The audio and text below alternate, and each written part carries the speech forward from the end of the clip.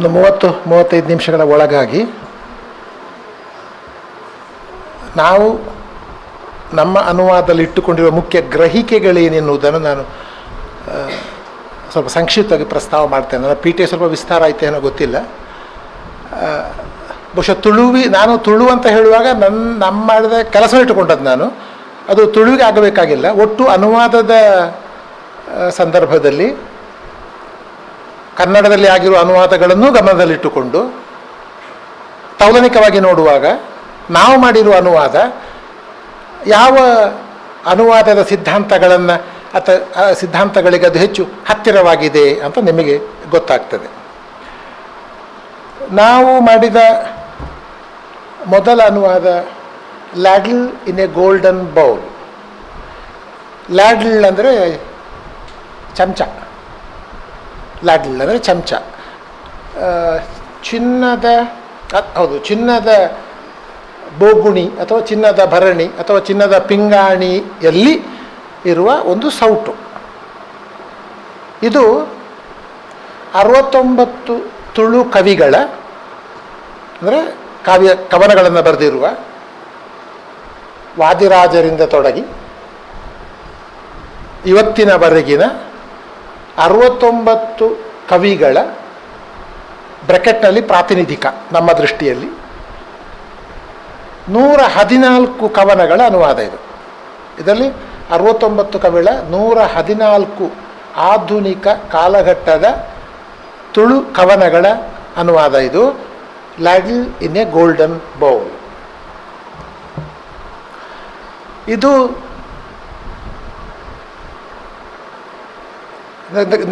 ತುಳು ಕವನಗಳು. ಇದು ತುಳುವಿನ ಪಣಿಯಾಡಿ ಪ್ರಶಸ್ತಿ ವಿಜೇತ 25-26 ಕಾದಂಬರಿಗಳಲ್ಲಿ ಇದು ಒಂದು. ಮಿತ್ತಬೈಲ್ ಯಮುನಕ್ಕ ಒಂಜಿ ಗುತ್ತುದ ಕಥೆ ಅಂತ ಅದರ ಮೂಲ ಶೀರ್ಷಿಕೆ. DK ಚೌಟ್ರು ಬರೆದದ್ದು. ಮಿತ್ತಬೈಲ್ ಯಮುನಕ್ಕ a tale of a landlord's household. A tale of a ಒಂಜಿ ಗುತ್ತುದ ಕತೆ. A tale of a landlord's household. ಬಹುಶಃ ತುಳುವಿನ ಕಾದಂಬರಿಗಳ ಪೈಕಿ ಅನೇಕ ಕಾರಣಗಳ ಹಿನ್ನೆಲೆಯಲ್ಲಿ ಬಹಳ ಮುಖ್ಯವಾದ, ಬಹಳ ಪ್ರಧಾನವಾದ ಒಂದು ಕೃತಿ. ನಾನು ಒಂದು ಮಾತು ಹೇಳಿಬಿಡ್ತೇನೆ. ಕುವೆಂಪು ಅವರ ಕಾನೂರು ಹೆಗ್ಗಡಿತಿಗೆ ಕನ್ನಡದಲ್ಲಿ ಯಾವ ಮನ್ನಣೆ ಉಂಟೋ ಆ ಮನ್ನಣೆ ಈ ಕಾದಂಬರಿಗೆ ಉಂಟು. ಮಿತ್ತಬೈಲ್ ಯಮುನಕ್ಕ ಕಾದಂಬರಿಗೆ ಒಂದು ಗುತ್ತಿನ ಮನೆಯ 7 ಬೀಳುಗಳನ್ನು ಸುಮಾರು 2 ಅಥವಾ 3 ತಲೆಮಾರುಗಳಲ್ಲಿ ಒಂದು ಗುತ್ತು, ತುಳುನಾಡಿನ ಒಂದು ಗುತ್ತು, ಅದರ 7 ಬೀಳಿನ ಕಥೆಯನ್ನು ಅದು ಕಟ್ಟಿಕೊಡುವಂತಹ ಒಂದು ಕತೆ DK ಚೌಟ ಅವರದ್ದು. ಒಬ್ಬರ ಮಾತು ಹೇಳ್ತೇನೆ. ಅನಂತಮೂರ್ತಿಯವರು ಏನು ಹೇಳಿದ್ದಾರೆಂದರೆ, ಭಾರತೀಯ ಭಾಷೆಗಳಲ್ಲಿಯೇ ಬಂದಿರುವ ಭಾರತೀಯ ಭಾಷೆಗಳು, ಅವರು ಆ ಭಾಷೆ ಈ ಭಾಷೆ ಅಂತ ಹೇಳಿದ್ರೆ ಭಾರತೀಯ ಭಾಷೆಗಳಲ್ಲೇ ಬರಬಹುದಾದ ಮತ್ತು ಬಂದಿರುವ ಅತ್ಯುತ್ತಮ ಕಾದಂಬರಿಗಳಲ್ಲಿ ಇದು ಒಂದು ಅಂತ ತುಳುವಿನ ಕನ್ನಡ ವರ್ಷನ ಓದಿ ಅವರು ಹೇಳಿದ್ದು. ಅವರು ಇಂಗ್ಲೀಷ್ ಓದಲಿಲ್ಲ. ಅದು ಈ ಕಾದಂಬರಿ ಕನ್ನಡಕ್ಕೂ ಅನುವಾದ ಆಗಿದೆ. ಮಹಮ್ಮದ್ ಕುಳಾಯಿ ಅಂತ ಮಾಡಿದ್ದಾರೆ. ಆ ಕನ್ನಡ ಅನುವಾದವನ್ನು ಓದಿ ಅವರು ಹೇಳಿದ್ದಾರೆ ಇದು ತುಳುವಲ್ಲಿ ಬಂದಿರುವ ಜಯಂತ ಕಾಯ್ಕಿಣಿ ಅಥವಾ ಇವರು ವಿವೇಕ್ ಶಾನ್ಭೋಗ್ ಅವರು ಇಂಗ್ಲೀಷ್ ವರ್ಷನ್ ಓದಿಯೇ ಹೇಳಿದ್ದಾರೆ. ಆಗ ಇದು ಸುಮ್ಮನೆ ನಾನು ಹೀಗೆ ಮಾಹಿತಿಯೇ ಕೊಡೋದು ಕೆಲವೆಲ್ಲ ಸಂಗತಿಗಳು. ಒಂದು JCB ಪ್ರಶಸ್ತಿ ಅಂತ ಒಂದು, ಅದು ಈ ವರ್ಷ ಕಳೆದ ವರ್ಷ ಅದು ಮಲಯಾಳದ ಒಂದು ಕೃತಿಗೆ ಹೋಯ್ತದು. ವಿವೇಕ್ ಶಾನ್ಭೋಗ್ ಇದನ್ನು ನೋಡಿ ನಾವು ಸಂಪರ್ಕಿಸಿ ಇದನ್ನು ಕಳಿಸಿಕೊಡಿ, ಈ ಸ್ಟ್ಯಾಂಡ್ಸ್ ಎ ಚಾನ್ಸ್ ಅಂತ ಒಂದು ಅವಕಾಶ ಉಂಟು ಈ ಕಾದಂಬರಿಗೆ ಅಂತ ಹೇಳಿದರು. ತಾಂತ್ರಿಕ ಕಾರಣಕ್ಕೆ ಬಿದ್ದು ಹೋಯ್ತು. ಯಾಕೆ ಅಂತಂದರೆ ಅದು ಮೂಲ ಕೃತಿ 2010ರ ನಂತರ ಪ್ರಕಟ ಆಗಿದ್ದಿರಬೇಕು. ಇದು 2006ಕ್ಕೆ ಪ್ರಕಟ ಆದ ಕಾರಣ ಆ ತಾಂತ್ರಿಕ ಕಾರಣಕ್ಕಾಗಿ ಈ ಕೃತಿ ಬಿದ್ದು ಹೋಯಿತು. ನಾನು ಹೇಳ್ತಿರೋದು ಇದೀಗ ಸಿಗ್ತಿತ್ತೋ ಇಲ್ಲೋ ಗೊತ್ತಿಲ್ಲ, ತಾಂತ್ರಿಕ ಕಾರಣದಲ್ಲಿ ಅದು ಬಿದ್ದು ಹೋಯಿತು. ಬಿಡಿ, ಅದು ಮುಖ್ಯ ಅಲ್ಲ. ನಾನು ಹೇಳ್ತಿರೋದು ಅದರ ಕನ್ನಡ ಅನುವಾದವನ್ನು ಓದಿದವರೆಲ್ಲರೂ ಕೂಡ ಇದೊಂದು ಒಳ್ಳೆಯ ಕಾದಂಬರಿ ಅಂತ ಹೇಳುವ ದೃಷ್ಟಿಯಿಂದ ನಾವು ಕನ್ನಡವನ್ನು ಇಟ್ಟುಕೊಂಡು ಅನುವಾದ ಮಾಡಿದ್ದಲ್ಲ, ನಾವು ತುಳುವನ್ನೇ ಇಟ್ಟುಕೊಂಡು ಅನುವಾದ ಮಾಡಿದ್ದು. ಹಾಗಾಗಿ ನಮ್ಮದು ವಯಾ ಕನ್ನಡ ಅಲ್ಲ, ತುಳು ವಯಾ ಕನ್ನಡ ಇಂಗ್ಲೀಷ್ ಅಲ್ಲ, ನಮ್ಮದು ತುಳುವಿಂದ ನೇರವಾಗಿ ಇಂಗ್ಲೀಷ್ಗೆ ಅನುವಾದ ಮಾಡಿದ್ದು ಮಿತ್ತಬೈಲ್ ಯಮುನಕ್ಕ ಎನ್ನುವುದು ಇನ್ನೊಂದು ಕವಿತೆಗಳು ಅಂತ ಉಂಟು, ಕೆಲಸದ ಹಾಡುಗಳು, ಮಹಿಳೆಯರ ಧ್ವನಿ, ಮುಖ್ಯವಾಗಿ ಫಿಮೇಲ್ ವಾಯ್ಸ್ ದೃಷ್ಟಿಯಿಂದ ತುಳು ಮಹಿಳೆಯರ ಕನಸುಗಳು ಹೇಗಿವೆ, ಅವರ ಆಲೋಚನೆಗಳು ಹೇಗಿವೆ, ಅವರು ಶ್ರಮವನ್ನು ಹೇಗೆ ಪರಿಗಣಿಸ್ತಾರೆ, ದುಡಿಮೆಯ ಪರಿಕಲ್ಪನೆ ಏನು ಅವರ ದೃಷ್ಟಿಯಲ್ಲಿ ಅಂತ ಹುಡುಕುವ ದೃಷ್ಟಿಯಿಂದ ಶೋಧಿಸುವ. ಯಾಕಂದರೆ ಅನುವಾದವು ಒಂದು ಶೋಧ ಅಂತ ಒಂದು ಸ್ಟೇಟ್ಮೆಂಟ್ ಉಂಟು. ಅನುವಾದವು ಒಂದು ಶೋಧ. ಹಾಗಾಗಿ ಆ ಶೋಧ, ಎಲ್ಲ ಕೃತಿಗಳ ಹಿಂದೆ ನಮ್ಮದೇ ಆದ ಒಂದು ಶೋಧ ಇದೆ. ಇದನ್ನು ಯಾಕೆ ನಾವು ಮಾಡಿದ್ವಿ ಅಂದರೆ, ತುಳುವಿನ ಸುಮಾರು 50ಕ್ಕಿಂತ ಹೆಚ್ಚು ಕವಿತಗಳು ಮತ್ತು ಕುಣಿತದ ಹಾಡುಗಳು, ಕರಂಗೋಲು, ಮಾದಿರ, ದುಡಿ ಕುಣಿತ, ಆಟಿಕಳೆಂಜ ಇದೆಲ್ಲ ಉಂಟಲ್ಲ, ಆ ಹಾಡುಗಳು ಆಮೇಲೆ ಕವಿತೆಗಳು. ಆಗ ಇವರು ಹೇಳಿದ ಕವಿತೆಗಳು ಕೆಲವು ಸ್ಯಾಂಪಲ್ಗೆ ಓದಿ ಟ್ರಾನ್ಸ್ಲೇಷನ್ ಕೂಡ ನೋಡ್ಬೋದು ನಾವು, ಸಾಧ್ಯ ಆದರೆ. ಇವತ್ತಾಗಲಿಕ್ಕಿಲ್ಲ. ನನ್ನ ಆಲೋಚನೆ ಇವತ್ತಿದೆ ಸ್ವಲ್ಪ ಬೇಗ ಮುಗಿಸಿಬಿಟ್ಟು ನಾಳೆ ಒಂದು ಅರ್ಧ ಗಂಟೆ ಸ್ವಲ್ಪ ಅದನ್ನು ವಿಸ್ತರಿಸಬೇಕು ಅಂತ ಇದ್ದೇನೆ ನಾನು. ತುಂಬ ಕುತೂಹಲಕ್ಕಷ್ಟೇ, ಒಂದು ತುಳು ಅಥವಾ ಅದು ಇಂಗ್ಲೀಷ್ಗೆ ಹಾಗೆ ಬರ್ತದೆ ಅಂತ ಹೇಳುವ ದೃಷ್ಟಿಯಿಂದ. ಹಾಗಾಗಿ ಈ when moonlight is very hot, ನಿಮಗೆ ಗೊತ್ತಿರುವ ಹಾಗೆ ಸಾಮಾನ್ಯವಾಗಿ ಈ ಕೆಲಸ ಎಲ್ಲ ಮಾಡುವುದು ತಂಪಿನಲ್ಲಿ. ತಂಪು ಅಂದರೆ ಒಂದು ಮಳೆಗಾಲ ಅಥವಾ ಪೂರ್ಣ ಬೆಳಕು, ತಿಂಗಳ ಬೆಳಕು, ತಿಂಗಳ ಬೆಳಕು, ತಂಪಾದ ತಿಂಗಳ ಬೆಳಕು ಇರುವಂತಹ ಒಂದು ವಾತಾವರಣದಲ್ಲಿ ಕುಣಿಯುವ, ತಂಪು ನೀರಿನಲ್ಲಿ ಇದ್ದುಕೊಂಡು ಕೆಲಸ ಮಾಡುವ ಈ ಜನರು ಬೆವರ್ತಾರೆ. ಅವರಿಗೆ ಮೂನ್ ಲೈಟ್ ಕೂಡ ವೆರಿ ಹಾಟ್.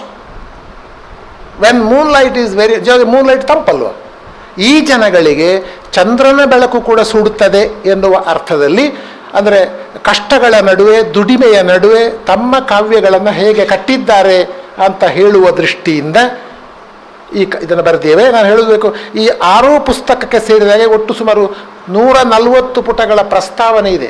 ಹೆಚ್ಚೆಂದರೆ 40 ಪುಟಗಳು, ಕಡಿಮೆ ಎಂದರೆ 20 ಪುಟಗಳು. ಇದು ಒಂದು ಕಾವ್ಯದ ಫ್ರೇಮ್ ಅಂತ ಹೇಳ್ತಾರೆ A.K. ರಾಮಾನುಜನ್. ಒಂದು ಕಾವ್ಯ ಅನುವಾದ ಮಾಡಿ ಕೊಡುವಾಗ ಅದಕ್ಕೊಂದು ಫ್ರೇಮ್ ಕೊಡಬೇಕು. ಫ್ರೇಮ್ ಅಂದರೆ ಏನು ಅಂದರೆ, ಆ ಕಾವ್ಯದ ಆವರಣ ಯಾವುದು, ಆ ಕಾವ್ಯದ ಸಂದರ್ಭ ಯಾವುದು, ಯಾವ ಸಂದರ್ಭ ಸನ್ನಿವೇಶದಲ್ಲಿ ಆ ರಚನೆ ಆಗಿದೆ. ಯಾಕಂದರೆ ಇದು ಅವರಿಗೆ ಗೊತ್ತಿರಬೇಕಲ್ಲ, ಇದು ತುಳು ಸಂಸ್ಕೃತಿಯ ನಡುವೆ ಹುಟ್ಟಿದ ಕೃತಿಗಳು, ವಿದೇಶಿಗರಿಗೆ ಗೊತ್ತಾಗಬೇಕಲ್ಲ ಅದು.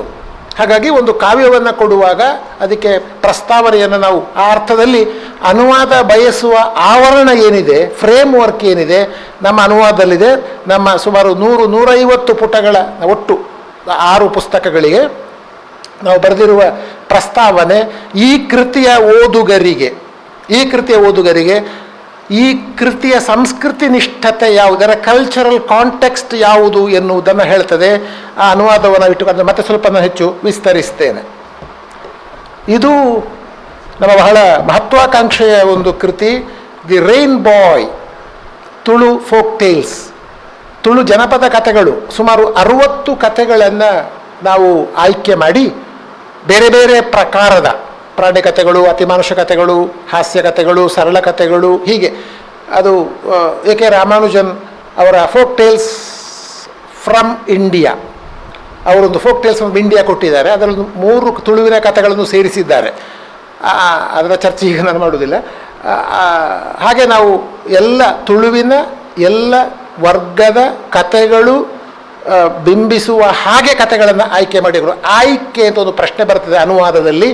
ನೀವು ಹೇಗೆ ಆಯ್ಕೆ ಮಾಡ್ತೀರಿ, ಕೃತಿಯನ್ನು ಹೇಗೆ ಆಯ್ಕೆ ಮಾಡ್ತೀರಿ, ಮತ್ತು ಒಂದು ಒಂದು ಒಂದು ಕಾವ್ಯ ಪ್ರಕಾರ ಅಂದರೆ ಕವನಗಳನ್ನು ಹೇಗೆ ಆಯ್ಕೆ ಮಾಡ್ತೀರಿ ಎನ್ನುವುದು ಅನುವಾದದಲ್ಲಿ ಬಹಳ ಮುಖ್ಯವಾದ ಪ್ರಶ್ನೆ.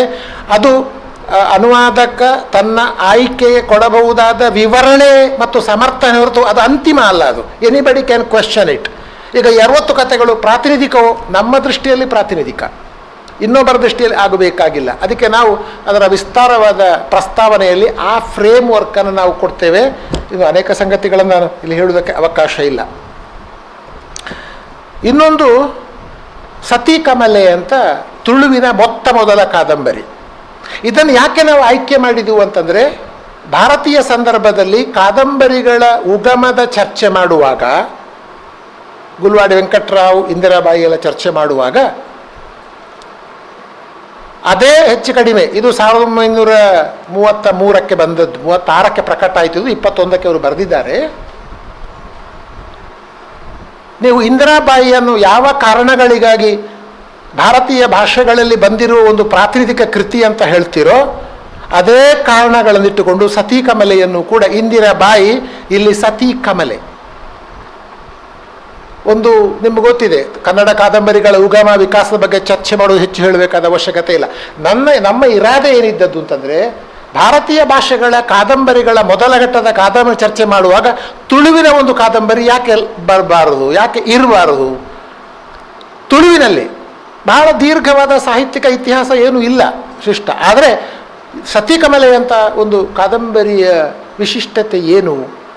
ಇದು ಒಂದು ಹೆಣ್ಣಿನ ಸತಿತ್ವವನ್ನು ಹಾಗೆ ಅವಳು ಶಿಕ್ಷಣ ಹೊಂದಿದ್ರೂ ಕೂಡ ಸತಿ ವರ್ಚ್ಯೂಸ್ ಇದೆಯಲ್ಲ, ವುಮನ್ಹುಡ್ ಅಂತ ಇದೆಯಲ್ಲ, ಅದರ ಪ್ರತಿಪಾದನೆ ಮಾಡ್ತಾರೆ ಒಂದು ಕಡೆಯಿಂದ. ಇನ್ನೊಂದು ಕಡೆಗೆ ರಾಷ್ಟ್ರೀಯ ಚಳುವಳಿಯಲ್ಲಿ ಅದರ ನಮ್ಮ ಆ ಕಾಲದ ಎಲ್ಲ ಬರಹಗಳಲ್ಲಿ ಕೂಡ ರಾಷ್ಟ್ರೀಯತೆಯ ಒಂದು ಚರ್ಚೆ ಇದೆ, ವಾಗ್ವಾದಗಳಿವೆ. ಈ ಪುಟ್ಟ ಕಾದಂಬರಿಯ ಒಳಗಡೆ ಕೂಡ ರಾಷ್ಟ್ರೀಯತೆಯ ವಾಗ್ವಾದ ಇದೆ. ಕೊಳ್ಳಬೇಕಾದ ಹೆಣ್ಣಿನ ಬದುಕಿನಲ್ಲಾಗುವ ಬದಲಾವಣೆಗಳ ಚಿತ್ರಣ ಇದೆ. ಜೊತೆಗೆ ಹೆಣ್ಣು ಶಿಕ್ಷಣಗೊಂಡು ಭಾರತೀಯ ಮೌಲ್ಯಗಳು ಅಂತಂದರೆ ಇಂಗ್ಲೀಷರು ಬಂದದ್ರಿಂದ ನಮ್ಮ ದೇಶೀಯ ಸಂಸ್ಕೃತಿ ಎಲ್ಲ ಅಧಪತನಗೊಳ್ಳುತ್ತದೆ ಎನ್ನುವ ಒಂದು ಅಖಿಲ ಭಾರತದ ಒಂದು ಗ್ರಹಿಕೆ ಇದೆ, ಒಂದು ಪರ್ಸೆಪ್ಷನ್ ಇದೆ.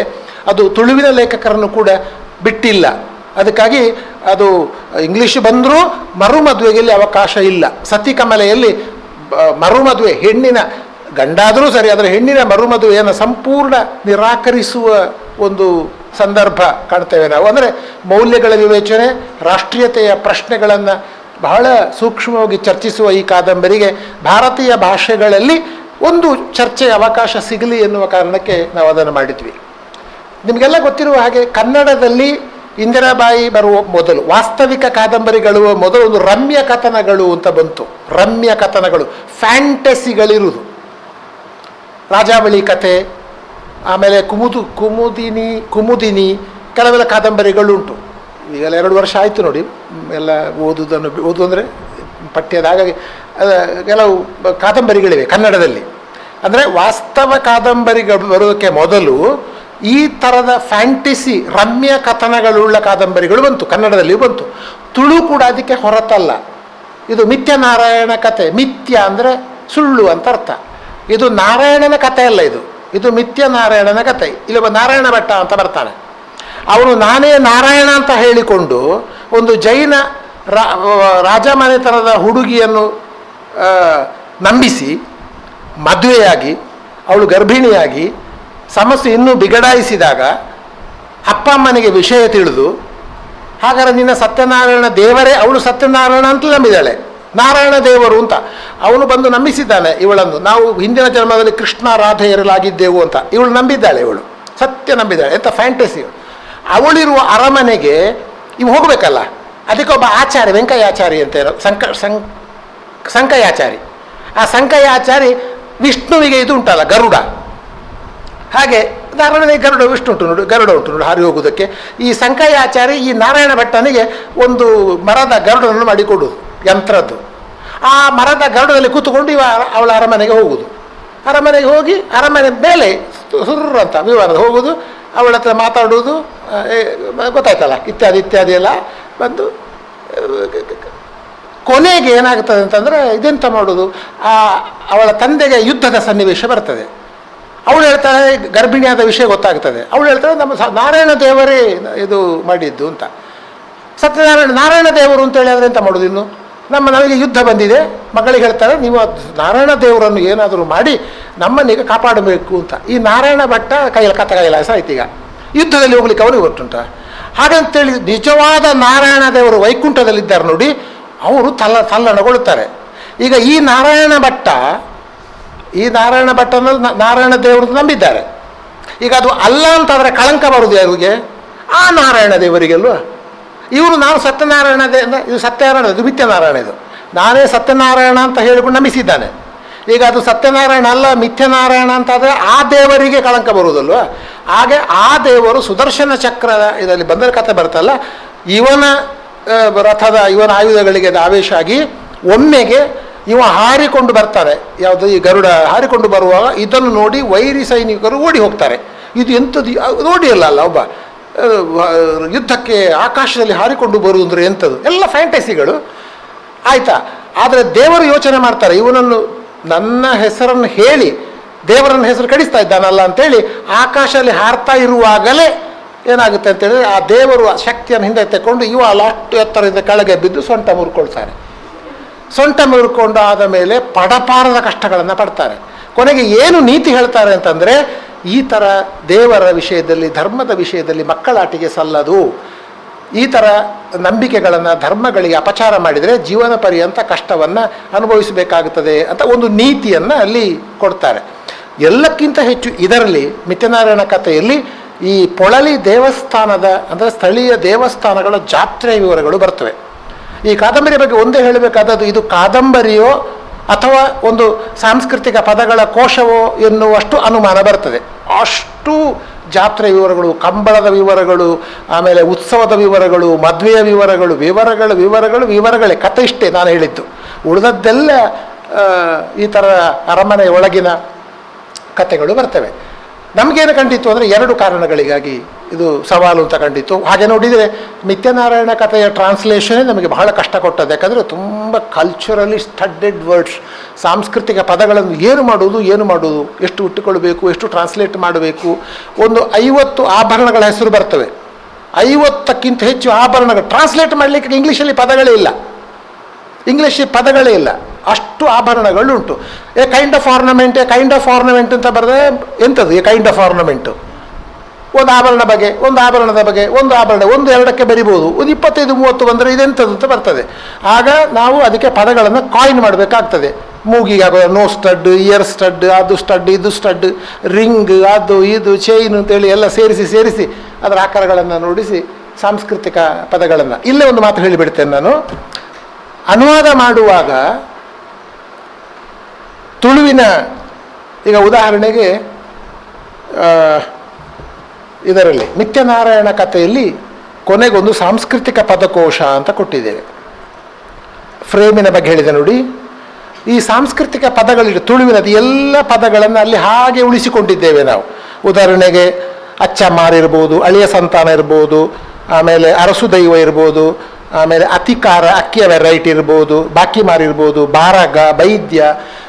ಕೆಲವು ಪದಗಳನ್ನು ಇದನ್ನು ಟ್ರಾನ್ಸ್ಲೇಟ್ ಮಾಡಲಿಕ್ಕಾಗುವುದಿಲ್ಲ.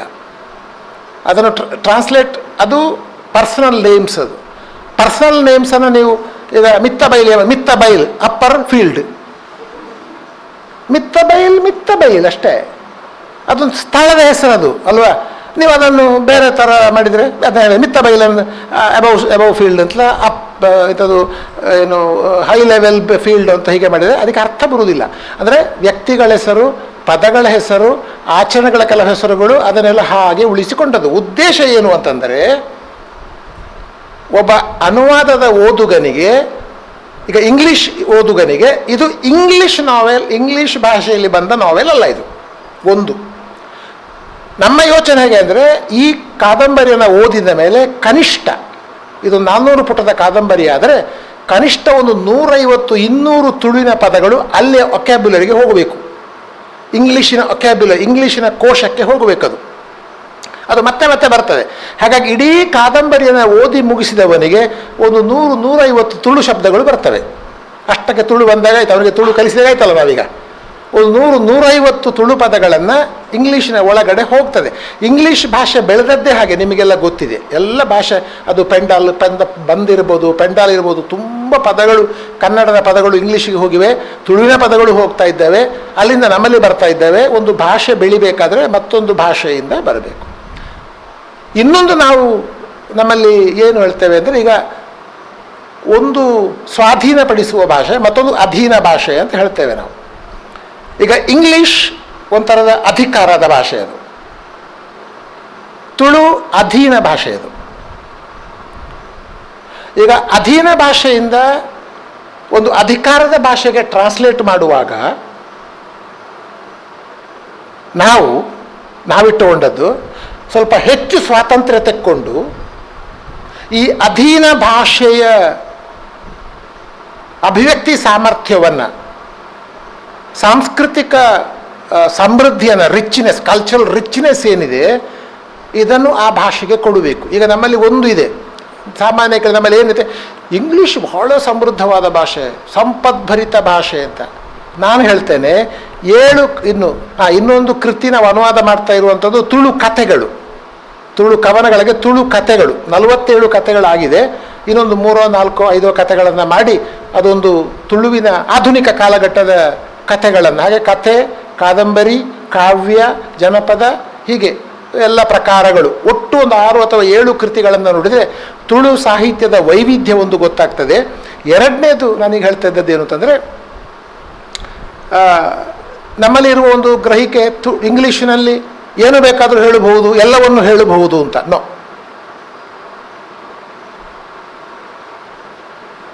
ಇಂಗ್ಲೀಷಿನಷ್ಟು ಸಂಪದ್ಭರಿತವಾದ ಪದಗಳಿರಬಹುದು, ಈ ಗ್ರಹಿಕೆ ಸರಿಯಲ್ಲ. ಇಂಗ್ಲೀಷಿನಷ್ಟೇ ಸಮೃದ್ಧವಾದ ಭಾಷೆ ಯಾವುದೇ ಭಾಷೆ ಅದರ ಪಾಲಿಗೆ ಸಮೃದ್ಧವಾದದ್ದೇ. ಇಂಗ್ಲೀಷಿನ ಎಷ್ಟೋ ಪದಗಳು ಇಲ್ಲಿ ಇಲ್ಲದೆ ಇರಬಹುದು, ಹಾಗೆ ಅಂತ ಇಲ್ಲಿರುವ ಎಷ್ಟೋ ಪದಗಳಿಗೆ ಅಲ್ಲಿಲ್ಲ, ಆ ಪದಗಳಲ್ಲಿಲ್ಲ.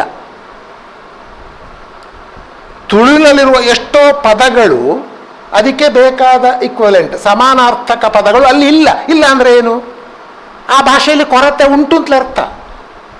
ತುಳುವಿನ ಎಲ್ಲ ಸಂಪತ್ತನ್ನು ಇಂಗ್ಲೀಷಲ್ಲಿ, ಪದ ಸಂಪತ್ತನ್ನು ಇಂಗ್ಲೀಷಲ್ಲಿ ಹೇಳಲಿಕ್ಕಾಗುವುದಿಲ್ಲ ಅಂದರೆ ಅಲ್ಲಿ ಅಷ್ಟರ ಮಟ್ಟಿಗೆ ಆ ಭಾಷೆಯಲ್ಲಿ ಕೊರತೆ ಇದೆ ಅಂತ ಅರ್ಥ. ಅಂದರೆ ಒಂದು ಕಾಲಕ್ಕೆ ಅನುವಾದಕ್ಕೆ ಅಂದರೆ ಯಾವ ಭಾಷೆಗೆ ಅಂದರೆ ಅನುವಾದಕ್ಕೆ ಒಳಗಾಗುವ ಭಾಷೆ ಅಂದರೆ ಈಗ ಈ ಸಂದರ್ಭದಲ್ಲಿ ಇಂಗ್ಲೀಷ್, ಅನುವಾದಕ್ಕೆ ಆಯ್ಕೆಯಾದ ಕೃತಿಯ ಭಾಷೆ ತುಳು.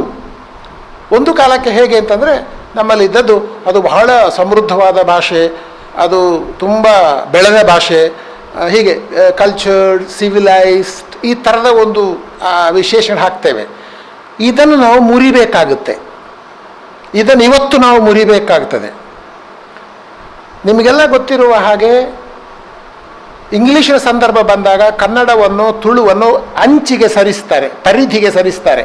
ಇದು ಇಸ್ ನಾಟ್ ಸೋ ಡೆವಲಪ್ಡ್ ಅಂತ, ಇದಷ್ಟು ಅಭಿವೃದ್ಧಿ ಹೊಂದಿದ ಭಾಷೆ ಅಲ್ಲ ಅಂತ. ನಾವು ಏನು ಮಾಡಬೇಕಾಗಿದೆ ಅಂದರೆ ಇದನ್ನು ಮುರಿಬೇಕಾಗಿದೆ. ಇಂಗ್ಲೀಷಿನ ಈ ಸೊಕ್ಕು ಇದೆಯಲ್ಲ, ಇದು ಸೊಕ್ಕು ಅಂತ ಹೇಳೋದು ನಾವು. ಇಂಗ್ಲೀಷಿನ ಈ ಸೊಕ್ಕನ್ನು ನಾವು ಎಷ್ಟು ಮುರಿತೇವೋ ಅಷ್ಟಷ್ಟು ಈ ದೇಶೀಯ ಭಾಷೆಗಳಿಗೆ ಒಂದು ಮಾನ್ಯತೆ ಬರ್ತದೆ, ಮನ್ನಣೆ ಬರ್ತದೆ.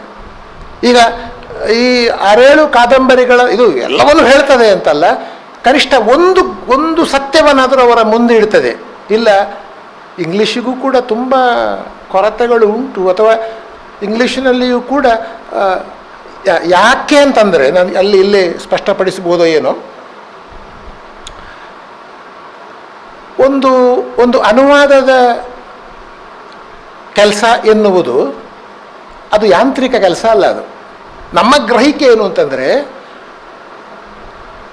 ಅದು ಮೆಕ್ಯಾನಿಕಲ್ ಅಲ್ಲ. ಅದು ಅನುವಾದ ಎನ್ನುವುದು ಯಾಂತ್ರಿಕ ಕೆಲಸ ಅಲ್ಲ. ಅನುವಾದ ಎನ್ನುವುದು ಒಂದು ಸಂಸ್ಕೃತಿಯನ್ನು, ಒಂದು ಸಂಸ್ಕೃತಿಯ ಕೃತಿಯನ್ನು, ಒಂದು ಸಾಂಸ್ಕೃತಿಕ ಪಠ್ಯವನ್ನು, ಕಲ್ಚರಲ್ ಟೆಕ್ಸ್ಟ್, ಒಂದು ಸಾಂಸ್ಕೃತಿಕ ಪಠ್ಯವನ್ನು ಅದಕ್ಕಿಂತ ಭಿನ್ನವಾದ ಒಂದು ಸಾಂಸ್ಕೃತಿಕ ಓದುಗರಿಗೆ ತಲುಪಿಸುವ ಕೆಲಸ ಅದು. ಅದರ ಅರ್ಥ ಏನು? ನೀವು ತುಳು ಸಂಸ್ಕೃತಿಯನ್ನು ಈ ಪಠ್ಯಗಳ ಮೂಲಕ ಇಂಗ್ಲೀಷ್ ಓದುಗರಿಗೆ ತಲುಪಿಸ್ತಾ ಇದ್ದೀರಿ ಅಂತ ಅರ್ಥ. ಅಂದರೆ translation of A particular work of A particular language. ಯಾವುದೇ ಒಂದು ಭಾಷೆ ಒಂದು ಕೃತಿಯನ್ನು ಅನುವಾದ ಮಾಡುವುದೆಂದರೆ ಅದು ಕೇವಲ ಭಾಷಿಕ ಅಲ್ಲ, ಅದೊಂದು ಸಂಸ್ಕೃತಿಯ ಅನುವಾದ, ಕಲ್ಚರಲ್ ಟ್ರಾನ್ಸ್ಲೇಷನ್. ಸಾಂಸ್ಕೃತಿಕ ಅನುವಾದ ಎನ್ನುವುದು ಕೇವಲ ಭಾಷಾಂತರ ಅಲ್ಲ. ಅನುವಾದ ಎನ್ನುವುದು ಒಂದು ಸಂಸ್ಕೃತಿ ಸಮೇತ ಒಂದು ಪಠ್ಯವನ್ನು ಭಿನ್ನ ಸಂಸ್ಕೃತಿಗೆ ಒಂದಕ್ಕೆ ದಾಟಿಸುವ ಮತ್ತು ಪರಿಚಯಿಸುವ ಪ್ರಯತ್ನ. ಎ.ಕೆ. ರಾಮಾನುಜಂ ಹೇಳುವ ಪ್ರಕಾರ ಅನುವಾದ ಯಾಕೆ ಮಾಡ್ತೇವೆ ಅಂತಂದರೆ, ನಾನು ಗ್ರಹಿಸಿದ ಕ್ರಮದಲ್ಲಿ ಹೇಳ್ತೇನೆ. ಅವ್ರು ಹೇಳ್ತಾರೆ, ಇದು ತುಳು ಪಠ್ಯ, ಇಂಗ್ಲೀಷ್ ಓದುಗರಿದ್ದಾರೆ. ಇಂಗ್ಲೀಷ್ ಓದುಗರನ್ನು ತುಳು ಪಠ್ಯವೊಂದರ ಓದುಗರನ್ನಾಗಿ ಪರಿವರ್ತಿಸುವ ಕೆಲಸ. ತುಳು ಪಠ್ಯವೊಂದರ ಓದುಗರನ್ನಾಗಿ ಅವರು ಓದುವುದೀಗ ಇಂಗ್ಲೀಷ್ ಪಠ್ಯ, ಇಂಗ್ಲೀಷ್ ವರ್ಷನ್, ಆದರೆ ನಿಜವಾಗಿ ಅವರು ತುಳು ಪಠ್ಯದ ಓದುಗರು. ತುಳು ಪಠ್ಯದ ಓದುಗರನ್ನಾಗಿ ಇಂಗ್ಲೀಷ್ ಬರುವವರನ್ನು ನೀವು ಪರಿವರ್ತಿಸುವ ಕೆಲಸವನ್ನು ಭಾಷಾಂತರ ಅನುವಾದದ ಮೂಲಕ ನೀವು ಮಾಡ್ತೀರಿ ಅಂತ. ನೋಡಿ, ಇಲ್ಲಿ ಸಣ್ಣ ಉತ್ತರ ಕೊಡ್ತೇನೆ ನಾನು. ಕೆಲವರು ಕೇಳ್ತಾರಲ್ಲ, ಈಗ ನೀವು ಯಾಕೆ ಕನ್ನಡಕ್ಕೆ ಮಾಡಿದ್ದು, ಇಂಗ್ಲೀಷ್ಗೆ ಮಾಡಿದ್ದು, ಕನ್ನಡಕ್ಕೆ ಮಾಡಬಹುದಲ್ಲ ಅಂತ. ನಮ್ಮದು ಹೇಗೆ ಅಂದರೆ, ನಮ್ಮ ರೀಡರ್ಶಿಪ್ ಇದೆಯಲ್ಲ, ನಮ್ಮ ರೀಡರ್ಶಿಪ್, ನಮ್ಮ ಓದುಗ ವರ್ಗ, ತುಳುವಿನ ಓದುಗ ವರ್ಗ ಬಹಳ ವಿಸ್ತಾರ ಆಗಬೇಕೀಗ. ಕನ್ನಡಿಗರು ಮಾತ್ರ ಓದಿದ್ರೆ ಸಾಲದು. ಇಂಗ್ಲೀಷ್ ಬಲ್ಲ ಜಗತ್ತನ್ನೇ ಆಳುವ ಅಂತ ಇಟ್ಟರೆ, ಜಗತ್ತಿನ ಅನೇಕ ದೇಶಗಳಲ್ಲಿ ಮಾತನಾಡುವಂಥ ಒಂದು ಭಾಷೆ ಅಂತ ನಾವು ಇಟ್ಟುಕೊಂಡ್ರೆ, ಇಂಗ್ಲೀಷ್ ಬಲ್ಲ ಓದುಗರನ್ನು ತುಳು ಪಠ್ಯದ ಓದುಗರನ್ನಾಗಿ ಮಾಡುವುದು. ಇದು ಏನಾಯಿತು ನಮಗೆ ಅಂತಂದರೆ, ಈಗ ನಾವು ಇಂಗ್ಲೀಷೇ ತಂದೆವು, ಇದನ್ನು ಇಂಗ್ಲೀಷ್ ಮಲಯಾಳಿಗಳು ಓದಿದರು, ಇಂಗ್ಲೀಷ್ ಬರೋ ತೆಲುಗರು ಓದಿದರು, ಇಂಗ್ಲೀಷ್ ಬರೋ ತಮಿಳರು ಓದಿದರು, ಇಂಗ್ಲೀಷ್ ಬರುವ ಬೇರೆ ಎಲ್ಲ ಓದಿದರು. ಈಗ ಈ ಪುಸ್ತಕಗಳು ಬಂದ ಮೇಲೆ ಮಲಯಾಳದಿಂದ, ತೆಲುಗಿನಿಂದ ಕೆಲವರು ನಮ್ಮನ್ನು ಸಂಪರ್ಕಿಸ್ತಾ ಇದ್ದಾರೆ. ನಾವು we would like to translate, ನಿಮ್ಮ ಇಂಗ್ಲೀಷ್ ಇಟ್ಟುಕೊಂಡು ನಾವು ನಮ್ಮ ಭಾಷೆಗೆ ತರ್ತಾ ಇದ್ದೇವೆ ಅಂತ ಹೇಳ್ತಾರೆ ಅವರು. ನಮ್ಮ ಇಂಗ್ಲೀಷ್ ಅನುವಾದ ಇಟ್ಟುಕೊಂಡು ನಾವು ಆ ಭಾಷೆಗೆ ತರ್ತಾ ಇದ್ದೇವೆ ಅಂತ. ಅದು ಬಹಳ ಬಾರಿ ನಮ್ಮಲ್ಲಿ ಎಲ್ಲ ಅನೇಕ, ನಿಮ್ಗೆ ಗೊತ್ತಿದೆ, ಯುರೋಪಿಯನ ಬೇರೆ ಬೇರೆ ಭಾಷೆಗಳ ಕೃತಿಗಳು ಕನ್ನಡಕ್ಕೆ ಬಂದು ನೇರವಾಗಿ ಅಲ್ಲ, ಇಂಗ್ಲೀಷಿನ ಮೂಲಕವೇ ಬಂದದ್ದೀಗ. ನಿಮ್ಗೆ ಗೊತ್ತಿದೆ ಅದು. ಜರ್ಮನ್ ಭಾಷೆಯ, ರಷ್ಯನ್ ಭಾಷೆ ಎಷ್ಟೋ ಕೃತಿಗಳು ಬಂದದ್ದು ಇಂಗ್ಲೀಷಿನ ಮೂಲಕ. ಅವರದ್ದು ಹೋಗಬಹುದಾದರೆ ನಮ್ಮಲ್ಲಿಗೆ ನಮ್ಮದು ಯಾಕೆ ಹೋಗಬಾರದು ಇಂಗ್ಲೀಷಿನ ಮೂಲಕ ಬೇರೆ ಭಾಷೆಗಳಿಗೆ? ಹಾಗಾಗಿ ನಾವು ಏನು ಮಾಡ್ತಾ ಇದ್ದೇವೆ ಅಂದರೆ, ಅಲ್ಲ, ಇನ್ನೊಂದು ಹೇಳ್ಬೋದು, ನಿಮಗೆ ಅದೆಲ್ಲ ಹೌದು, ಇದೆಲ್ಲ ನೀವು ಸಮರ್ಥನೆ ಕೊಡುವುದು. ನಿಮಗೆ ಮಲಯಾಳ ಬರ್ತದೋ? ನಿಮಗೆ ಮಲಯಾಳ ಬರುವುದಿಲ್ಲ, ನಿಮಗೆ ತಮಿಳು ಬರುವುದಿಲ್ಲ, ನಿಮಗೆ ತೆಲುಗು ಬರುವುದಿಲ್ಲ. ತಮಿಳು, ತೆಲುಗು, ಮಲಯಾಳ ಭಾರತಕ್ಕೆ ನೀವು ಇಂಗ್ಲೀಷಲ್ಲಿ ಮಾಡಿದ್ದು ಅಂತ ಕರೆಕ್ಟ್. ಅದು ಕೂಡ ನಿಜವಾಗಿ ನಮಗೆ ಬರುವುದಿಲ್ಲ ಅನ್ನೋ ದುಃಖವೂ ಇದೆ ನಮಗೆ. ಒಂದು ವೇಳೆ ಮಲಯಾಳ ಬರ್ತಿದ್ದರೆ, ಒಂದು ವೇಳೆ ತಮಿಳು ಬರ್ತಿದ್ದರೆ, ತೆಲುಗು ಚೆನ್ನಾಗಿ ಬರ್ತಿದ್ರೆ ಮಾಡ್ತಿದ್ದವು ಏನು. ನಮಗೆ ಆ ಭಾಷೆ ಬರುವುದಿಲ್ಲ. ನಿಜವಾಗಿ ಅದು ಬರಬೇಕಾಗಿತ್ತು, ಅದರಲ್ಲಿ ಮಾಡಬೇಕಿತ್ತು.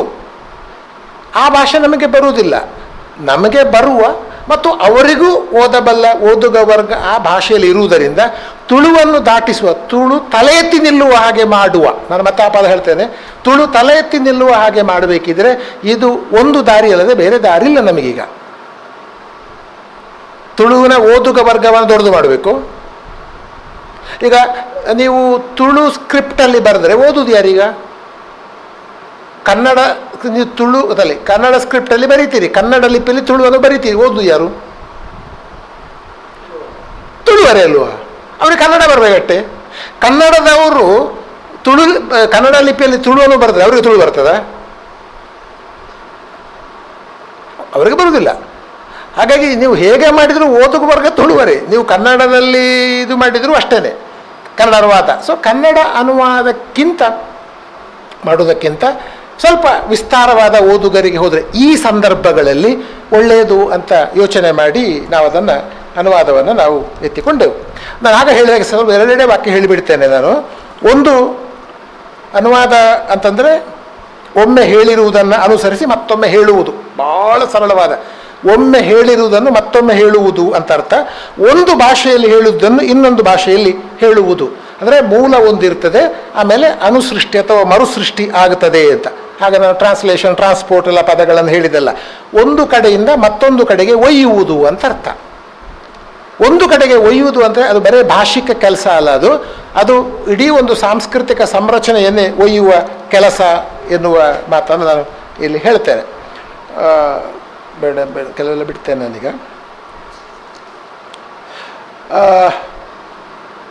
ನಾನು ಕನ್ನಡ ಸಂದರ್ಭದಲ್ಲಿ ಹೇಳಿದೆ, ಪ್ರಾಚೀನ ಕಾಲಘಟ್ಟದ್ದು ಮರುಕಥನ ಅಂತ ಹೇಳುವ ಅಥವಾ ಪರ್ಯಾಯ ಕಥನಗಳು, ಅನುಕೃತಿಗಳು, ವ್ಯಾಖ್ಯಾನಗಳು, ಮರುಸೃಷ್ಟಿಗಳು ಎನ್ನುವ ಹೇಳಿದೆ.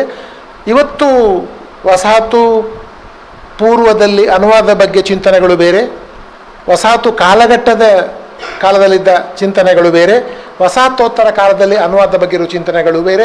ನಮ್ಮದು ಬಹುತೇಕ ವಸಾಹತೋತ್ತರ ಕಾಲಘಟ್ಟದಲ್ಲಿ ಒಂದು ಭಾಷೆ ಮತ್ತು ಸಂಸ್ಕೃತಿಯನ್ನು ಹೇಗೆ ನಿರ್ವಚಿಸಲಾಗುತ್ತದೆ, ಹೇಗೆ ಪರಿಭಾವಿಸಲಾಗುತ್ತದೆ ಎನ್ನುವ ನೆಲೆಯಲ್ಲಿ ನಾವು ತುಳುವನ್ನು ಅರ್ಥ ಮಾಡಿಕೊಂಡು ಅನುವಾದವನ್ನು ನಾವು ಮಾಡಿದ್ದು.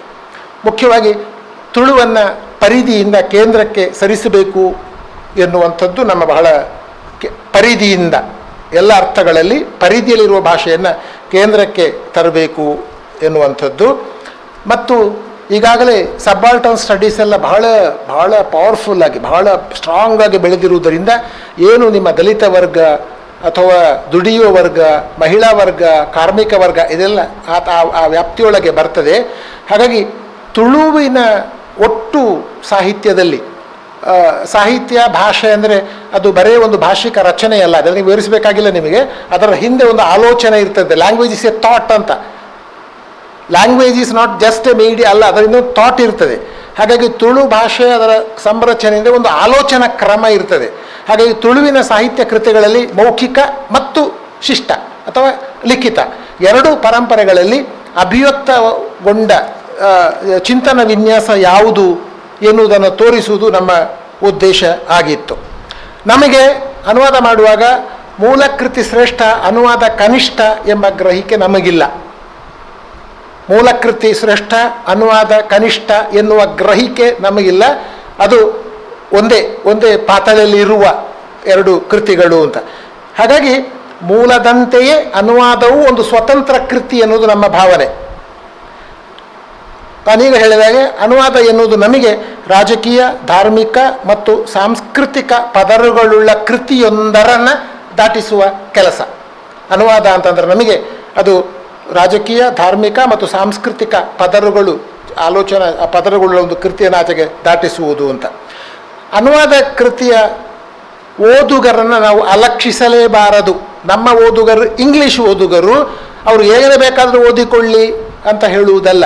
ಹಾಗಾಗಿ ಓದುಗರನ್ನು ಗಮನದಲ್ಲಿಟ್ಟುಕೊಂಡು ಇಂಗ್ಲೀಷ್ ಭಾಷೆಯ ಕೆಲವು ಗುಣಧರ್ಮಗಳನ್ನು, ಭಾಷಿಕ ವ್ಯಾಕರಣ ಏನು ಬೇಕಾದ್ರೆ ಹೇಳಿ ನೀವು, ಆ ಅಂಶಗಳನ್ನು ಗಮನದಲ್ಲಿಟ್ಟುಕೊಂಡು ಇದು ಇಂಗ್ಲೀಷಿಗೆ ತರ್ತಾ ಇದ್ದೇವೆ. ನಾನು ಆಗ ಹೇಳಿದಾಗ ಒಂದು ಉದಾಹರಣೆ ಕೊಟ್ಟಲ್ಲ ನಾನು, ಮದರ್ ಗಿವ್ಸ್ ಹರ್ ಬ್ರೆಸ್ಟ್ ಅಂತ ಹೇಳಿದರೆ ಅದು ಅನುವಾದ ಕರೆಕ್ಟ್ ಅದು, ಆದರೆ ಇಂಗ್ಲೀಷಿನ ಹಾಗೆ ಹೇಳುವ ಕ್ರಮ ಇಲ್ಲ ಅಂತ. ಇಂಗ್ಲೀಷಲ್ಲಿ ಹೇಳುವ ಕ್ರಮ ಅಂದರೆ ಇಂಗ್ಲೀಷ್ ಭಾಷೆಯ ವ್ಯಾಕರಣ, ಪ್ರತಿ ಭಾಷೆಗೂ ಅದರದ್ದೇ ಆದ ಒಂದು ವ್ಯಾಕರಣ ಇರ್ತದೆ, grammar of A language. So ನಮ್ಮದು ಹೇಗೆ ಅಂದರೆ ತುಳು ವ್ಯಾಕರಣ ಏನಿದೆ ಅದನ್ನು ಉಲ್ಲಂಘಿಸಬಾರದು. ಹಾಗೆಂತೇಳಿ ನಾವು ಇಂಗ್ಲೀಷಿನ ವ್ಯಾಕರಣ ಏನಿದೆ ಅದರ ನಿಯಮಗಳನ್ನು ಕೂಡ ನಾವು ಅನುಸರಿಸಬೇಕಾಗುತ್ತೆ. ಇಲ್ಲಿ ಉಲ್ಲಂಘನೆ ಆಗಬಾರದು, ಅಲ್ಲಿ ಅನುಸರಣೆ ಆಗಬೇಕು ಎನ್ನುವ ಕ್ರಮದಲ್ಲಿ ನಾವು ಅದನ್ನು ಮಾಡ್ತೇವೆ. ನಮ್ಮ ಖಚಿತ ಅಭಿಪ್ರಾಯ ಇರೋದು ಅನುವಾದಕರಿಗೆ ಸ್ವಾತಂತ್ರ್ಯ ಇದೆ ಅಂತ. ಅನುವಾದಕರನ್ನು ನೀವು ಏನು ಬೇಕಾದ್ರೆ ಅವರಿಗೆ ಅವರದ್ದೇ ಆದ ಸ್ವಾತಂತ್ರ್ಯ ಇದೆ, ಆದರೆ ಅವನ ಸ್ವಾತಂತ್ರ್ಯಕ್ಕೆ ಕೆಲವು ನಿಯಂತ್ರಣಗಳು ಕೂಡ ಇರ್ತವೆ ಅಂತ. ಅನುವಾದಕನಿಗೆ ಸ್ವಾತಂತ್ರ್ಯ ಉಂಟು, ಆದರೆ ಅವನ ಸ್ವಾತಂತ್ರ್ಯಗಳನ್ನು ನಿಯಂತ್ರಿಸುವ ಕೆಲವು ಅಂಶಗಳು ಕೂಡ ಉಂಟು ಅಂತ ನಾವು ತಿಳ್ಕೊಂಡಿದ್ದೇವೆ.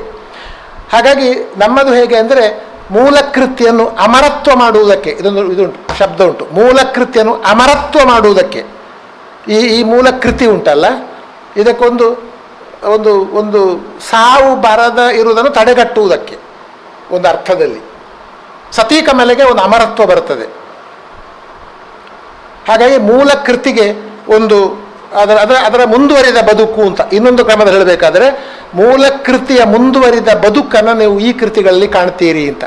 ದ ನೆಕ್ಸ್ಟ್ ಲೈಫ್, ಅನಂತರದ ಒಂದು ಬದುಕು ಅಂತ ಇದ್ದರೆ ಒಂದು ಕೃತಿಗೆ, ತುಳುವಿನ ಮೂಲ ಕೃತಿಗಳಿಗೆ ಅನಂತರದ ಬದುಕೊಂದನ್ನು ಕಲ್ಪಿಸುವ ಕೆಲಸವನ್ನು ಅನುವಾದಗಳಲ್ಲಿ ನಾವು ಮಾಡ್ತಾ ಇದ್ದೇವೆ ಅಂತ. ಅನುವಾದದ ಮೂಲಕ ನಮಗೆ ಎರಡೂ ಭಾಷೆಗಳ ಅಂದರೆ ಮೂಲಕೃತಿ ಇರುವ ಭಾಷೆ ಮತ್ತು ಅನುವಾದ ಮಾಡುವ ಭಾಷೆ, ಈ ಎರಡೂ ಭಾಷೆಗಳ ಶಕ್ತಿ ಮತ್ತು ಮಿತಿ ಏನು ಎನ್ನುವುದು ನಮ್ಗೆ ಗೊತ್ತಾಗ್ತದೆ. ಅಂದರೆ ತುಳುವಿನ ಮಿತಿ ಏನು, ಇಂಗ್ಲೀಷಿನ ಮಿತಿ ಏನು, ತುಳುವಿನ ಶಕ್ತಿ ಏನು, ಇಂಗ್ಲೀಷಿನ ಶಕ್ತಿ ಏನು. ಅಂದರೆ ಎರಡು ಭಾಷೆಗಳ ಅನುವಾದ ಮೂಲಕೃತಿ ಇರುವ ಭಾಷೆ ಮತ್ತು ಅನುವಾದಗೊಳ್ಳುವ ಭಾಷೆ, ಈ ಎರಡೂ ಭಾಷೆಗಳ ಶಕ್ತಿ ಮತ್ತು ಮಿತಿ, ಸ್ಟ್ರೆಂಗ್ತ್ ಆ್ಯಂಡ್ ವೀಕ್ನೆಸ್, ಇದು ನಮ್ಮ ಅನುವಾದದ ಮೂಲಕ ಓದುಗರಿಗೆ ಅದು ಗೊತ್ತಾಗ್ತದೆ ಎನ್ನುವುದು. ಆಮೇಲೆ ನಾವು ಈ ಎಲ್ಲ ಕೃತಿಗಳಿಗೆ ಒಂದು ಉದ್ದೇಶ ಇದೆ, ಎಲ್ಲ ಕೃತಿಗಳಿಗೆ ಒಂದು ಉದ್ದೇಶಗಳಿವೆ. ಈ ಕೃತಿಗಳ ಉದ್ದೇಶ ಏನು? ಮೂಲ ಓದುಗರಿಗೆ ಈ ಕೃತಿ ಏನನ್ನು ಹೇಳ್ತದೆ, ಒಂದು ವಿದೇಶಿ ಓದುಗರಿಗೆ ಈ ಕೃತಿ ಏನನ್ನು ಕೊಡಬೇಕು, ಯಾವ ಉದ್ದೇಶವನ್ನು ಕೊಡಬೇಕು. ಯಾಕೆಂದರೆ ನಾನು ಈಗಾಗಲೇ ಹೇಳಿರುವ ಹಾಗೆ ಒಂದು ಮೂಲ ಕೃತಿಯ ಓದುಗನಿಗೆ ಆ ಕೃತಿ ಕೊಡುವ ಅರ್ಥಗಳು ಒಂದು, ಒಂದು ಕೃತಿಗೆ ಅರ್ಥ ಒಂದಲ್ಲ, ಅನೇಕ ಅರ್ಥಗಳಿವೆ. ಹಾಗಾಗಿ ಅನುವಾದಿತಗೊಂಡ ಒಂದು ಕೃತಿಯನ್ನು ಒಬ್ಬ ಇಂಗ್ಲಿಷ್ ಓದುಗನಿಗೂ ಅವನಿಗೆ ಅವನದ್ದೇ ಆದ ಅರ್ಥಗಳನ್ನು ಆ ಕೃತಿ ಕೊಡ್ತದೆ. ಹಾಗಾಗಿ ನೀವು ಇದರ ಅರ್ಥ ಅದಲ್ಲ ಅಂತ ಹೇಳಬೇಕಾಗಿಲ್ಲ, ಅದು ಅವನಿಗೆ ಆಗುವ ಅರ್ಥ. ನಾವು ಯಾಕೆ ಒಪ್ಪಿಕೊಂಡಿದ್ದೇವೆ, ಒಂದು ಕೃತಿಗೆ ಒಂದು ಅರ್ಥ ಅಲ್ಲ, ಹಲವು ಅರ್ಥಗಳಿವೆ, ಆಗಲೇ ಹೇಳಿದ್ದೇನೆ ನಾನು. ಹಾಗಾಗಿ ನಮ್ಮ ಭಾಷೆಯ ಅರ್ಥ ಅದು ಇಂಗ್ಲೀಷ್ ಇಲ್ಲ, ಅವನಿಗೆ ನೀವು ಕೊಡುವ ಭಾಷೆಯಲ್ಲಿ ಅವನಿಗೆ ಅರ್ಥ ಆಗ್ತದೆ, ಅವನಿಗೆ ಬೇಕಾದಾಗೆ ಅರ್ಥ ಮಾಡಿಕೊಳ್ತಾನೆ. ಅಂದರೆ ನಾವು ಹೇಳಬೇಕಾದದ್ದು ಈ ಕೃತಿಯ ಅರ್ಥಗಳಲ್ಲಿ ಬಹುತ್ವ ಇರ್ತದೆ ಅಂತ, ಪ್ಲೂರಲಿಸಮ್. ಒಂದು ಅರ್ಥ ಅಲ್ಲ, ಅನೇಕ ಅರ್ಥಗಳು ಇರ್ತವೆ.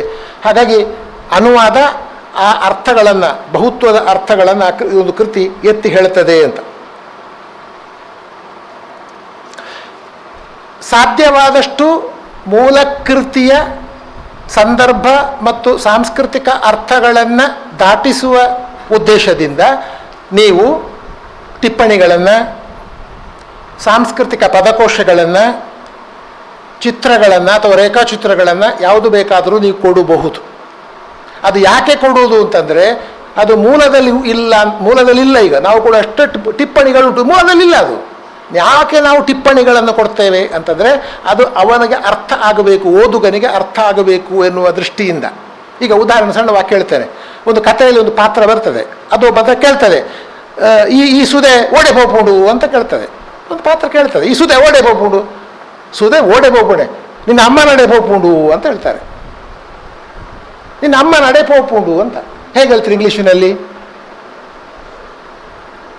ಇಟ್ ಫ್ಲೋಸ್ ಅಥವಾ it flows towards your fathers. ನಾವು ಏನು ಮಾಡಬೇಕಾಗುತ್ತೆ ಅಂದರೆ, ನಮ್ಮಲ್ಲಿ ತುಳುವಲ್ಲಿ ನಮ್ಮ ನಾಡೆ ಪೋಪುಂಡು ಅಂದರೆ ಅಲ್ಲಿ ಅಪ್ಪನಿಗೆ ಅರ್ಥ ಉಂಟಲ್ಲ, ನಾವು ಅದರ ಮಹತ್ವವನ್ನು ಹೇಳಬೇಕು. ನಮ್ಮಲ್ಲಿ ಬೈಯುವಾಗ ನಮ್ಮಡೆಗೆ ಏನಂತ ಹೇಳೋದಿಲ್ವಾ? ಕೇಳುವಾಗ ನಮ್ಮಡೆಗೆ ಏನಂತಂದರೆ ಬೇರೆ ಅರ್ಥ ಅದು. ಆಗ ನಾವು ಏನು ಮಾಡಬೇಕಾದ್ರೆ, ಅಪ್ಪ ಅಥವಾ ತಂದೆ, ಫಾದರ್ ಎನ್ನುವ ಈ ಕಥೆಯಲ್ಲಿ ಈ ಥರ ಬೈಗುಳದ ಅರ್ಥಕ್ಕೆ ಬಳಸಲಾಗುತ್ತದೆ. ಅಲ್ಲಿ ಫಾದರ್ ಉಳಿಸಿಕೊಳ್ಬೇಕಾಗ್ತದೆ, ಅದರ ವಿವರಣೆಯನ್ನು ಕೊಡಬೇಕಾಗುತ್ತೆ. ಇಲ್ಲ ಅರ್ಥ ಆಗಲಿಕ್ಕಿಲ್ಲ ಅವರಿಗೆ. ಈ ಹೊಳೆ it flows towards your father ಅಂದರೆ ಅವ್ರಿಗೆ ಎಂಥದ್ದು ಗೊತ್ತಾಗಲಿಲ್ಲ. ತುಳುವಲ್ಲಿ ಓಡೆ ಇನ್ನು ಅಮ್ಮ ನಡೆ ಬೋಪುಣ ಅಂತ ಹೇಳಿದರೆ ಗೊತ್ತಾಗ್ತದೆ. ಸುದ ಓಡೆ ಬೋಪುಣ ಬೈಯುದು ನೋಡೋದು, ನಿಕ್ಕದೆ ಅದಕ್ಕೆ ಒಂದು ಇನ್ನು ಅಮ್ಮ ನಡೆ ಬೋಪುಣ ಅಂತ ಹೇಳೋದು ನೋಡಿ. ಅದು ಅವ್ರಿಗೇನು ಅರ್ಥವಾಗಲಿಕ್ಕಿಲ್ಲ. ಅಂತ ಎಂಥದ್ದು ನದಿ ಅವನ ಅಪ್ಪನಲ್ಲಿಗೆ ಹೋಗೋದು ಅಂದರೆ ಎಂಥದ್ದು ಅಂತ. ಆಗ ನಾವು ಹೇಳಬೇಕಾಗ್ತದೆ. ಅದನ್ನು ಉಳಿಸಿಕೊಂಡು you have to explain it. ಈ ಪದಗಳದ್ದೆಲ್ಲ ನಾವು ವಿವರಗಳನ್ನು ತುಂಬ ಈ ಥರದ ಕೆಲಸಗಳು ಹಾಗೆ ಮಾಡಲೇಬೇಕು ನಾವು. ಅದನ್ನು ಹೇಳದೆ ಹೋದರೆ ಅರ್ಥ ಆಗೋದಿಲ್ಲ ಅವರಿಗೆ. ಅಂದರೆ ಭಾಷಿಕ ಇದನ್ನು ಹೇಳಬೇಕು ನಾವು ಅಂತ. ಸ್ವಲ್ಪ ಮಾತುಗಳನ್ನು ನಮ್ಮ ಗ್ರಹಿಕೆ ಹೇಗೆ ಅಂತಂದರೆ, ಅನುವಾದದ ಯಾವುದೇ ವಿಧಾನ ಶ್ರೇಷ್ಠವೂ ಅಲ್ಲ, ಕನಿಷ್ಠವೂ ಅಲ್ಲ. ಅಂದರೆ ಎಲ್ಲ ಅನುವಾದಗಳಿಗೆ ಅದರದ್ದೇ ಆದ ಒಂದು ಮಹತ್ವ ಉಂಟು. ನನ್ನ ಅನುವಾದ ಶ್ರೇಷ್ಠ, ಮತ್ತೊಂದು ಅನುವಾದ ಕನಿಷ್ಠ ಎನ್ನುವ ತಿಳುವಳಿಕೆ ನಮ್ಮಲ್ಲಿಲ್ಲ. ಹಾಗಾಗಿ ನಾವು ಮಾಡಿದ ಈ ಕೃತಿಗಳನ್ನೇ ಬೇರೆ ಯಾರು ಬೇಕಾದರೂ ಅನುವಾದ ಮಾಡುವುದು. ನಮ್ಮ ಅನುವಾದ ಅಂತಿಮ ಅಲ್ಲ, ಇದು ಒಂದು ಮಾದರಿ. This is A one model ಅಷ್ಟೇ, ಒಂದು ಅನುವಾದದ ಮಾದರಿ ಅಂತ ಅದು ನಮ್ಮ ಗ್ರಹಿಕೆ. 3 ಅಂಶಗಳನ್ನು ಹೇಳಿ ನಾನು ಇವತ್ತಿನ ಮುಗಿತೇನೆ, ಅದು ನಾಳೆ ಹೇಳ್ತೇನೆ ಬೇಕಾದ್ರೆ. ನಾನು ಒಂದು, ಅನುವಾದದ ಸಂದರ್ಭದಲ್ಲಿ 4 ಇದು ಅರ್ಥಮೀಮಾಂಸೆಗೆ ಸಂಬಂಧಪಟ್ಟಂಥ ಚರ್ಚೆ. ಇದು ಹರ್ಮೆನ್ಯೂಟಿಕ್ಸ್ ಅಂತ ಹೇಳ್ತಾರೆ. ಹರ್ಮೆನ್ಯೂಟಿಕ್ಸ್ ಇಂಗ್ಲೀಷಿನಲ್ಲಿ ಅರ್ಥಮೀಮಾಂಸೆಗೆ ಸಂಬಂಧಪಟ್ಟದ್ದು. ಜಾರ್ಜ್ ಸ್ಟೈನರ್ ಅಂತ ಹೇಳುವಂಥದ್ದು. ಅವ ಹೇಳ್ತಾನೆ, ಅನುವಾದದ ಪ್ರಕ್ರಿಯೆ 4 ಹಂತಗಳುಂಟು. ಒಂದು ವಿಶ್ವಾಸ, ಟ್ರಸ್ಟ್, ಮತ್ತೊಂದು ಆಕ್ರಮಣ, ಅಗ್ರೆಷನ್, ಮತ್ತೊಂದು ಜೋಡಣೆ, ಇನ್ಕಾರ್ಪೊರೇಷನ್, ಮತ್ತೊಂದು ಪರಿಹಾರ, ಅದು ರೆಸ್ಟಿಟ್ಯೂಷನ್. ಒಂದು ಟ್ರಸ್ಟ್, ಅಗ್ರೆಷನ್, ಇನ್ಕಾರ್ಪೊರೇಷನ್ ಮತ್ತು ರೆಸ್ಟಿಟ್ಯೂಷನ್. ಅಂದರೆ ವಿಶ್ವಾಸ, ಆಕ್ರಮಣ, ಜೋಡಣೆ ಮತ್ತು ಪರಿಹಾರ. ಈ ಅನುವಾದದ ಈ 4 ಹಂತಗಳನ್ನು ನಾವು ಇಟ್ಟುಕೊಂಡಿದ್ದೇವೆ. ವಿಶ್ವಾಸ ಯಾವುದು ಅಂತಂದರೆ, ನಾವು ಅನುವಾದಕ್ಕೆ ಎತ್ತಿಕೊಂಡ ಕೃತಿಗಳು ಇದು ಯೋಗ್ಯವಾದದ್ದು ಅಂತ ನಮ್ಮ ವಿಶ್ವಾಸ. ಯು ಕ್ಯಾನ್ ಕ್ವೆಶ್ಚನ್ ಇಟ್ ಅಲ್ಲ ಅಂತ ಹೇಳ್ಬೋದು. ನಾವು ಒಂದು ವಿಶ್ವಾಸ ಇದ್ದುಕೊಂಡೇ ಇದನ್ನು, ಎಂಥ ವಿಶ್ವಾಸ ಅಂದರೆ, ಇದು ಒಂದು ತುಳುವಿನ ಒಳ್ಳೆಯ ಕೃತಿ, ಈ ಕೃತಿಯನ್ನು ಬೇರೆಯವರು ಓದಬೇಕು, ಇದು ನಮ್ಮ ವಿಶ್ವಾಸ. ಹಾಗಾಗಿ ನಾವು ಆಯ್ಕೆ ಮಾಡಿದ ಕೃತಿಯಲ್ಲಿ ಅದರ ಶ್ರೇಷ್ಠತೆಯಲ್ಲಿ ಇದನ್ನು ಶ್ರೇಷ್ಠತೆ ವ್ಯಸನ ಅಂತ ಒಂದು ಚರ್ಚೆ ಬೇರೆ ಉಂಟು, ಆದರೆ ನಮಗೆ ವಿಶ್ವಾಸ ಉಂಟು. ಹಾಗಾಗಿ ಈ ಕೃತಿಯ ತುಂಬ ಅರ್ಥಪೂರ್ಣವಾದದ್ದು ಮತ್ತು ಇದು ಶ್ರೇಷ್ಠವಾದದ್ದು ಎನ್ನುವ ವಿಶ್ವಾಸದಿಂದ ನಾವು ಇದನ್ನು ಮಾಡಿದ್ದೇವೆ. ಇದು ಒಂದು. ಎರಡನೆಯದ್ದು, ನಾವು ಯಾವ ಪಠ್ಯವನ್ನು ತುಳು ಮಾಡಿದ್ದೇವೋ ಅದರ ಮೇಲೆ ನಾವು ನಮ್ಮ ದಾಳಿಯನ್ನು ಮಾಡ್ತಾ ಇದ್ದೇವೆ. ಅಟ್ಯಾಕ್ ಅಂದರೆ ತುಳುವಿನ ಮೇಲೆ ನಾವೀಗ ಆಕ್ರಮಣ ಮಾಡ್ತಾ ಇದ್ದೇವೆ. ಈಗ ಆಕ್ರಮಣ ಮಾಡುವುದು ಅಂದರೆ ನೀವು ಅದನ್ನೀಗ ಇನ್ನೊಂದು ತಗೊಂಡು ಹೋಗ್ಬೇಕಲ್ಲ. ಇಲ್ಲಿ ದಾಳಿ ಅಂತಂದರೆ ಭಾಷೆಯ ಮೇಲೆ ದಾಳಿ ಮಾಡ್ತೇವೆ ಅಂದರೆ ಅದನ್ನು ಆಕ್ರಮಿಸುವುದು ಅಂತ ಅರ್ಥ. ಮೂಲ ಪಠ್ಯವನ್ನು ಆಕ್ರಮಿಸ್ತಾ ಇದ್ದೇವೆ ನಾವು. ಹೇಗೆ ಆಕ್ರಮಿಸ್ತೇವೆ ಅಂತಂದರೆ ಅದರ ಒಳಹೊಕ್ಕು ಓದುತ್ತೇವೆ, ಸಂಪೂರ್ಣ ಅರ್ಥ ಮಾಡಿಕೊಳ್ಳಲು ಪ್ರಯತ್ನಿಸುತ್ತೇವೆ, ಆ ಪಠ್ಯದ ಮೇಲೆ ಬಂದ ವ್ಯಾಖ್ಯಾನಗಳನ್ನು ಗಮನಿಸಿದ್ದೇವೆ.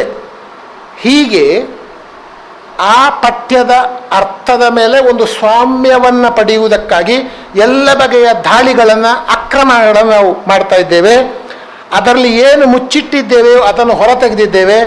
ಇದನ್ನು ಮೈನಿಂಗ್ ಅಂತ ಕರೀಬೋದು, ಗಣಿಗಾರಿಕೆ ಅಂತ ಹೇಳ್ತೇವೆ ನಾವು. ಈ ಕೃತಿಯ ಒಡಲನ್ನು ಬಗೆದು ಗಣಿಗಾರಿಕೆಯನ್ನು ನಡೆಸಿ ಅಲ್ಲಿರುವ ಅಪೂರ್ವ ಸಂಪತ್ತನ್ನು ತೆಗೆದು ನಾವು ಹೊರಗಡೆ ಕೊಡ್ತಾ ಇದ್ದೇವೆ. ಅದು ವಿಶ್ವಾಸ ಕೃತಿಯಲ್ಲಿ ಇದ್ದದ್ದರಿಂದ ನಾವು ಹೀಗೆಲ್ಲ ಮಾಡ್ತಾ ಇರೋದು. ಈಗ ಇಲ್ಲದ್ರೆ ಮಾಡಲಿಕ್ಕೆ ಸಾಧ್ಯವೇ ಇಲ್ಲ. ಹಾಗಾಗಿ ಅದು ಆಕ್ರಮಣ, ದಾಳಿ ಅಂತ ಹೇಳ್ತೇವೆ. ಕೃತಿಯನ್ನು ನೀವು ಮೂಲ ಪಠ್ಯವನ್ನು ದಾಳಿ ಮಾಡದೆ ನೀವು ಹೊಸ ಸೃಷ್ಟಿಯನ್ನು ಮಾಡೋದಕ್ಕೆ ಸಾಧ್ಯ ಇಲ್ಲ ಅಂತ. ಇನ್ನೊಂದು ನಾವೇನು ಮಾಡ್ತೇವೆ ಅಂತಂದರೆ, ತುಳು ಭಾಷೆಯಲ್ಲಿರುವ ಈ ರಚನೆಗಳನ್ನು ಇಂಗ್ಲೀಷ್ ಭಾಷೆ ಜೊತೆ ಜೋಡಿಸುವ ಕೆಲಸ, ಜೋಡಣೆ ಅಂತ, ಜೋಡಣೆ, ಇನ್ಕಾರ್ಪೊರೇಷನ್, ಅದರಲ್ಲಿ ಅಂದರೆ ಅಗತ್ಯವಿರುವ ಹೊಂದಾಣಿಕೆಗಳನ್ನು ಮಾಡಿಕೊಳ್ತೇವೆ. ಕೆಲವೊಮ್ಮೆ ತುಳು ಭಾಷೆಯ ಬಂಧವನ್ನು ಸ್ವಲ್ಪ ಕೈ ಬಿಡ್ತೇವೆ, ಹೊಸದಾಗಿ ಕಟ್ಟುವ ಕೆಲಸವನ್ನು ಮಾಡ್ತೇವೆ. ಒಂದು ವೇಳೆ ನಮಗೆ ಜೋಡಣೆ ಮಾಡಲಿಕ್ಕೆ ಆಗದೆ ಹೋದರೆ ಉಸಿರು ಕಟ್ಟಿ ಸುಮ್ಮನಿರ್ತೇವೆ. ಎಂತ ಮಾಡೋದು, ಹೇಗೆ ಹೇಳೋದು, ಇದನ್ನು ಹೇಗೆ ಹೇಳೋದು. ಆಗ ಒಂದು ಸಮಾಧಾನಕರ ದಾರಿಯನ್ನು ಹುಡುಕಿಕೊಳ್ಳುತ್ತೇವೆ ಅಷ್ಟೇ ನಾವು. ಬೇರೆ ನಮ್ಗೆ ಗೊತ್ತಿದೆ ಇದು ಅಲ್ಲಿ ಹೇಳಲಿಕ್ಕೆ ಆಗುವುದಿಲ್ಲ. ಈಗ ತಡಮ್ಮೆ ಅಂತ ಉಂಟು. ಎಂಥದ್ದು ತಡಮ್ಮೆ ಅಂತ ಹೇಳ್ತೀರಿ ನೀವು, ಹೇಳಿ ನೋಡುವ. ಗೇಟ್ ಅಲ್ಲ, ಎಂತ ಹೇಳುವುದು, ಹೇಗೆ ಹೇಳುವುದು? ತಡಮ್ಮೆ ನಮ್ಗೆ ಗೊತ್ತುಂಟು. ಎರಡು ಹಾಕಿ ಅದಕ್ಕೆ ಕಟ್ಟಿ ಅದನ್ನು ಹತ್ತಿ ದಾಟಿ ಹೋಗಬೇಕು ನೀವು. ಉರುವಲು ಅಂತ ಉಂಟು, ಅದನಿಗೆ ಜಾರಿಸಿ ಹೋಗುವುದು ಅಂತ ಉಂಟು. ಉರುವಲು ಬೇರೆ, ತಡಮೆ ಬೇರೆ. ಹೇಗೆ ಹೇಳುವುದು? ಅದು ಹತ್ತಿಯೇ ದಾಟಿ ಹೋಗುವ ಒಂದು ಗೇಟ್ ಒಟ್ಟಾರೆ ಅದು. ಹಾಗಾದರೆ ಗೇಟ್ ಅಲ್ಲ, ಡೋರ್ ಅಲ್ಲ, ವಿಂಡೋ ಅಲ್ಲ, ಅಲ್ಲಿ ಇಲ್ಲ, ತಡಮೆ ನಮ್ಮದೇ. ಒಂದೋ ನೀವು ತಡಮ್ಮೆ ಅಂತ ಹೇಳಬೇಕು, ಏನು ಹೆಚ್ಚು ಹೇಳಿದಾಗ ಆಗುವುದಿಲ್ಲ. ಸೊ ನಾವೇನು ಮಾಡ್ತೇವೆ, ಕ್ಲೈಂಬ್ ಓವರ್, ಹತ್ತಿ ದಾಟುವಂಥದ್ದು. ಕ್ಲೈಂಬ್ ಓವರ್ ಗೇಟ್ ಅವ್ರ ಕ್ಲೈಂಬ್ ಓವರ್ ಫೆನ್ಸ್, ಅದನ್ನು ಹತ್ತಿ, ಬೇಲಿ ಅದೊಂದು. ಕ್ಲೈಂಬ್ ಓವರ್, ಅದನ್ನು ಹತ್ತಿ ನೀವು ಆಚೆಗೆ ದಾಟಿ ಹೋಗಬೇಕು. ಕ್ಲೈಂಬ್ ಓವರ್, ಹತ್ತಿ ಹೋಗ್ಬೋದಲ್ಲ, ಬೇರೆ ದಾರಿ ಇಲ್ಲ. ಎಂಥದ್ದು ಮಾಡೋದು? ತಡಮೆಗೆ ಒಂದು ಶಬ್ದ ಹುಡುಕ್ಲಿಕ್ಕೆ 1 ಗಂಟೆ ಹೋಗ್ತದೆ. ತಡಮೆ ಅಂತ ಹಾಕುವಾಗಿಲ್ಲ, ಗೇಟ್ ಅಂತ ಹಾಕುವಾಗಿಲ್ಲ, ಎಂಥದ್ದು ಹೇಳುವುದು ಅದಕ್ಕೆ ಅಂತ ಹೇಳಿ ಕೊನೆಗೆ ಅದನ್ನೆಲ್ಲ ಸ್ಟಡಿ ಮಾಡಿ ತಡಮೆ ಹೇಗೆ ಇರ್ತದೆ ಅಂತ ನಾನು ಹೇಳಿ ಅವ್ರಿಗೆ ಗೊತ್ತಿರೋದಿಲ್ಲ. ಅದರ ಚಿತ್ರ ಎಲ್ಲ ಮಾಡಿಕೊಟ್ಟು ಅದು ಹೀಗಿರ್ತದೆ, ಹೀಗೆ ಎಂಥ ಕಡೆ ಇರ್ತದೆ ಅಂತ ಹೇಳಿ ಆಮೇಲೆ ಅವರು ಅದಕ್ಕೆ ಈ ಥರ ಆಗಬಹುದೋ ಅಂತ ಹೇಳಿಕೊಂಡು ಒಂದು ಪದವನ್ನು ಸೃಷ್ಟಿ ಮಾಡೋದು. ಕೆಲವೊಮ್ಮೆ ಏನೂ ಆಗದೆ ಉಸಿರು ಕಟ್ಟುವ ವಾತಾವರಣವನ್ನು ತಂದುಕೊಂಡದ್ದುಂಟು. ಅಂದರೆ ಏನು ಮಾಡ್ತೇವೆ ನಾವು, ಒಂದು ಪರಕೀಯ ಪಠ್ಯವನ್ನು ಅಪರಿಚಿತ ವಲಯದಲ್ಲಿ ಪರಿಚಿತಗೊಳಿಸುವುದಕ್ಕೆ ಪರಿಶ್ರಮಿಸುವುದಷ್ಟೇ. ಒಂದು ಅಪರಿಚಿತ ಪಠ್ಯ, ಅನ್ನೋನ್ ಟೆಕ್ಸ್ಟ್, ಅದು ಅಪರಿಚಿತ ವಲಯ, ನ್ಯೂ ರೀಡರ್ಸ್, ಅವರಿಗೆ ಪರಿಚಿತ ಮಾಡುವುದಕ್ಕೆ ಮಾಡುವುದು. ಅನುವಾದ ಅಂದರೆ ಅಷ್ಟೇ, ಬೇರೆ ಎಂಥದ್ದು ಅವರಿಗೆ ಅದನ್ನು ದಾಟಿಸುವ ಕೆಲಸವನ್ನು ಮಾಡುವುದು. ನಮ್ಮದು ಪರಿಹಾರ ಏನು ಅಂತಂದರೆ, ನಮ್ಮದು ಅನುವಾದದ ಕೃತಿಯ ಘನತೆ ಉಂಟಲ್ಲ, ಆ ಅನುವಾದದ ಈ ಕೃತಿಯ ಈ ಘನತೆ, ಅದಕ್ಕೆ ಎಲ್ಲಿಯೂ ಚ್ಯುತಿ ಬಾರದ ಹಾಗೆ ನೋಡಿಕೊಳ್ಬೇಕು ನಾವು. ನಮ್ಮ ಪಠ್ಯಕ್ಕೆ ಚ್ಯುತಿ ಬರಬಾರದು. ನಮ್ಮ ಪಠ್ಯದ ಕಲ್ಚರಲ್ ಇಂಪಾರ್ಟೆನ್ಸ್ ಉಂಟಲ್ಲ, ಅದೆಲ್ಲ ಇರಬೇಕಲ್ಲಿ, ಬರಲೇಬೇಕು. ಹಾಗಾಗಿ ಅದರ ಸಾಂಸ್ಕೃತಿಕ ಮಹತ್ವ ಬರಬೇಕು, ಪಠ್ಯದ ಘನತೆ ಇರಬೇಕು. ಆಮೇಲೆ ಮೂಲ ಕೃತಿಯ ಮೇಲೆ ಇದರಲ್ಲಿ ಕೆಲವೊಮ್ಮೆ ಹೊಸ ಬೆಳಕು ಚೆಲ್ಲಿದ್ದೇವೆ ನಾವು. ಹಾಗಾಗಿ ಒಂದರ್ಥದಲ್ಲಿ ಅನುವಾದ ಜೊತೆಗೆ ವಿಮರ್ಶೆಯು ಕೆಲಸ ಮಾಡ್ತಾ ಹೋಗ್ತದೆ ಅಂತ. ವಿಮರ್ಶೆ ಇಲ್ಲದೆ ಅನುವಾದ ಇಲ್ಲ. ಯಾಕಂದರೆ ಭಾಷಾಂತರದ ಚರ್ಚೆಗಳಾದದ್ದೇ ತೌಲನಿಕ ಸಾಹಿತ್ಯ ವಿಮರ್ಶೆಯ ಭಾಗವಾಗಿ ಅದು ಬಂದದ್ದು. ತೌಲನಿಕ ಸಾಹಿತ್ಯ ಅಧ್ಯಯನ ವಿಮರ್ಶೆಯಲ್ಲಿ ಅನುವಾದದ ಚರ್ಚೆಗಳು ಕೂಡ ಬರುವಂಥದ್ದು. ಹಾಗಾಗಿ ಮೂಲ ಕೃತಿಯ, ಈಗ ಉದಾಹರಣೆಗೆ ನೀವು ಮಿತ್ತನಾರಾಯಣ ಕಥೆ ಓದಿದರೆ ಅದು ನೋಡಬೇಕು, ಉದ್ದಕ್ಕೆ ಉಂಟು, 8-10 ಪುಟಗಳೊಂದು ಪ್ಯಾರಾಗ್ರಾಫ್ ಇಲ್ಲ, ಫುಲ್ ಸ್ಟಾಪ್ ಇಲ್ಲ, ಕೋಮ ಇಲ್ಲ. ಅದನ್ನು ಮನುಷ್ಯನಾದವನಿಗೆ ಓದಿ ಅರ್ಥ ಮಾಡಿಕೊಳ್ಳಿಕ್ಕೆ ಸಾಧ್ಯ ಇಲ್ಲ. ಮನುಷ್ಯನಾದವನಿಗೆ ಮೂಲ ಪಠ್ಯ ನೀವು ಓದಿದೆ, ಎಲ್ಲರೂ ಓದಿದ್ದೇವೆ ಅಂತ ಹೇಳ್ತಾರೆ. ನಿಮಗೆ ನಿಜವಾಗಿ ಆ ಪಠ್ಯದ ಸಮಸ್ಯೆ ಗೊತ್ತಾಗೋದು ಅನುವಾದ ಮಾಡಲಿಕ್ಕೆ ಹೊರಡುವಾಗಲೇ. ಇದು ಸರಿ ಇಲ್ಲ. ಅದಕ್ಕೆ ನಾವೇನು ಮಾಡಬೇಕು, ಪ್ಯಾರಾವೈಸ್ ಮಾಡಬೇಕು, ಸೆಂಟೆನ್ಸ್ಗಳನ್ನು ಕೆಲವು ನೀವು ಮಿತ್ತಬೈಲ್ ಯಮುನಕ ನೋಡಿದರೆ ಒಂದು ಪಾರ ಒಂದು ವಾಕ್ಯ, ಅದನ್ನು ಇಂಪಾಸಿಬಲ್ ಟ್ರಾನ್ಸ್ಲೇಟ್ ಮಾಡಲಿಕ್ಕೆ ಆ ಕ್ರಮದಲ್ಲಿ. ಹಾಗೇನು ಮಾಡಬೇಕು, ವಾಕ್ಯಗಳನ್ನು ತುಂಡು ಮಾಡಬೇಕು. ನಾವು ಎಲ್ಲಿ ಬೇಕೋ ಅರ್ಥಗಳು ಕೆಡದಾಗೆ ವಾಕ್ಯಗಳನ್ನು ತುಂಡು ಮಾಡಬೇಕು. ಯಾಕಂದರೆ ಇಂಗ್ಲೀಷಿನಲ್ಲಿ ವರ್ಬ್ ನೀವು ಇದು ಕೊನೆಗೆ ಬರೋದು ನೋಡಿ, ಅದ್ಯಾವುದು, ಈಗ ಈಗ ರಾಮ ಕಾಡಿಗೆ ಹೋದನು ರಾಮ ಕಾಡಿಗೆ. ಇನ್ನು ಯಾವ ಪದಗಳಲ್ಲಿ ಯಾಕೆ ಅರ್ಥ ಆಗ್ತದಲ್ಲ ಅಲ್ವಾ? ರಾಮ ಕಾಡಿಗೆ ಹೋದನು ರಾಮ ಎಂಥದ್ದು ಇದು ನೋಡಿ 3, ಹೋದನು ರಾಮ ಕಾಡಿಗೆ. ಇಂಗ್ಲೀಷಲ್ಲಿ ಹೇಳಿ ನೋಡುವ. Rama went to forest went to Rama. ಓಹೋ, ವೆಂಟ್ ಟು ರಾಮ ಫಾರೆಸ್ಟ್ ಆಗುವುದಿಲ್ಲ. ಅದರ ಸ್ಟ್ರಕ್ಚರೇ ಬೇರೆ ನೋಡಿ. ನೀವು ಕೊನೆಯಿಂದ ಹೊರಡಬೇಕು, ನೀವು ಟ್ರಾನ್ಸ್ಲೇಟ್ ಮಾಡಲಿಕ್ಕೆ ಇಡೀ ವಾಕ್ಯವನ್ನು ಓದಿ ಕೊನೆಯಿಂದ ಹೊರಟು ಮತ್ತೆ ಆರಂಭಕ್ಕೆ ಬರಬೇಕು ನೀವು ಇಡೀ. ಹಾಗೇನಾಗುತ್ತೆ, ನಿಮಗೆ ಕೆಲವೊಮ್ಮೆ ತುಂಬ ಕಾಂಪ್ಲೆಕ್ಸ್ ಸೆಂಟೆನ್ಸ್ ಇದ್ದಾಗ ಟು ಬ್ರೇಕ್ ಡೌನ್. ನಾನು ಏನು ಹೇಳ್ತಾ ಇದ್ದೇನೆ ಅಂತಂದರೆ, ಪ್ಯಾರಾಗಳನ್ನು ಅದಕ್ಕೆ ಕೆಲವು ಹೇಳಿಯಾರು, ಇದು ಪಾರ ಎಲ್ಲ ಉಂಟಲ್ವಾ? ಯಾಕೆ ಮಾಡಿದ್ದೇವೆ ಅಂದರೆ ಆ ಮೂಲಕ ಮೂಲ ಕೃತಿಗೆ ಹೆಚ್ಚು ಸ್ಪಷ್ಟತೆಯನ್ನು ತಂದಿದ್ದೇವೆ ಅಂತ ಅರ್ಥ. ಮೂಲ ಕೃತಿಯ ಅಸಂದಿಗ್ಧತೆಗಳನ್ನು, ಅದರ ಕನ್ಫ್ಯೂಷನ್ಸ್ ಅಥವಾ ಆ ಎಂಬಿಗ್ವಿಟೀಸ್ ಅಂತ ಹೇಳ್ತಾರಲ್ಲ, ಆ ಎಂಬಿಗ್ವಿಟೀಸ್, ಮೂಲ ಪಠ್ಯದಲ್ಲಿರುವ ಏನೇನು ಎಂಬಿಗ್ವಿಟೀಸ್ ಉಂಟು ಅದನ್ನೆಲ್ಲ ಪರಿಹರಿಸಿಕೊಂಡು ನಾವು ಮಾಡ್ತಾ ಇದ್ದೇವೆ. ಅಂದರೆ ಇನ್ನೂ 1-2 ಮಾತು ಹೇಳಿ ಲೇಟ್ ಆಯ್ತಾ ಅಂತಾಗಾರೆ ನಾನು ಸ್ವಲ್ಪ ನಾಳೆ ಒಂದು ಅರ್ಧ ಗಂಟೆದನ್ನು ಮುಂದುವರಿಸ್ತೇನೆ ಬೇಕಾರೆ. 5 ಗಂಟೆ ಆಯಿತು ಆಯಿತಾ.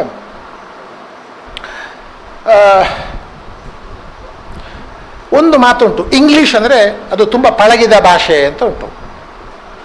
ತುಂಬ ಪಳಗಿದ ಭಾಷೆ ಅದು ಎಲ್ಲ ಅರ್ಥಗಳಲ್ಲಿ. ನಾವೇನು ಮಾಡ್ತಾ ಇದ್ದೇವೆ ಅಂದರೆ ನಮ್ಮ ಅನುವಾದದ ಮೂಲಕ ತುಳುವನ್ನು ಪಳಗಿಸುತ್ತೇವೆ. ತುಳುವನ್ನು ಪಳಗಿಸುವ ಕೆಲಸ ಅನುವಾದ ಅಂತಂದರೆ, ನೀವು ಯಾವ ಭಾಷೆಯ ಪಠ್ಯ ಉಂಟ ಆ ಪಠ್ಯದ ಭಾಷೆಯನ್ನು ಪಳಗಿಸುವುದು, ಟ್ರೈನ್, ಅಥವಾ ಅದನ್ನು ಏನು ಮಾಡೋದು, ನೀವು ಆ ಭಾಷೆಯಲ್ಲಿ ಕೆಲಸ, ಅದನ್ನು ಅನ್ಕಲ್ಚರ್ ಅಂತ ಹೇಳ್ತಾರೆ. ಸೊ ಅನುವಾದದ ಮೂಲಕ ಒಂದು ಭಾಷೆಯನ್ನು, ಇದನ್ನು ತುಳು ತೆಗೆದು ಕನ್ನಡವನ್ನೆಲ್ಲ ಕನ್ನಡಕ್ಕೆ ಅನ್ವಯ ಆಗ್ತದೆ. ಅನುವಾದದ ಮೂಲಕ ಕನ್ನಡವನ್ನು ಪಳಗಿಸುವುದು ಅಂತ ಅರ್ಥ.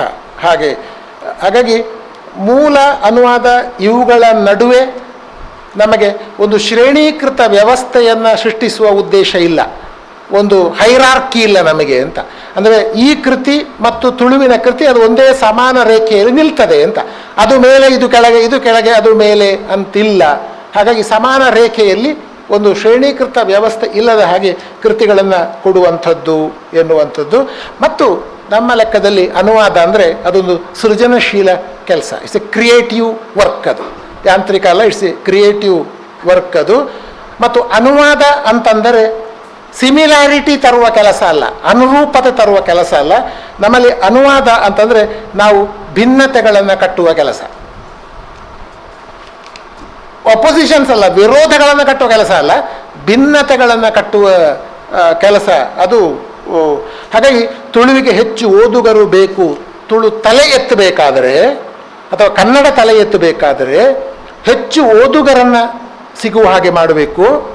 ಆ ಭಾಷೆಯ ಪಠ್ಯಗಳನ್ನು ಹೆಚ್ಚು ಓದುಗರು ಓದುವಂತಾಗಬೇಕು.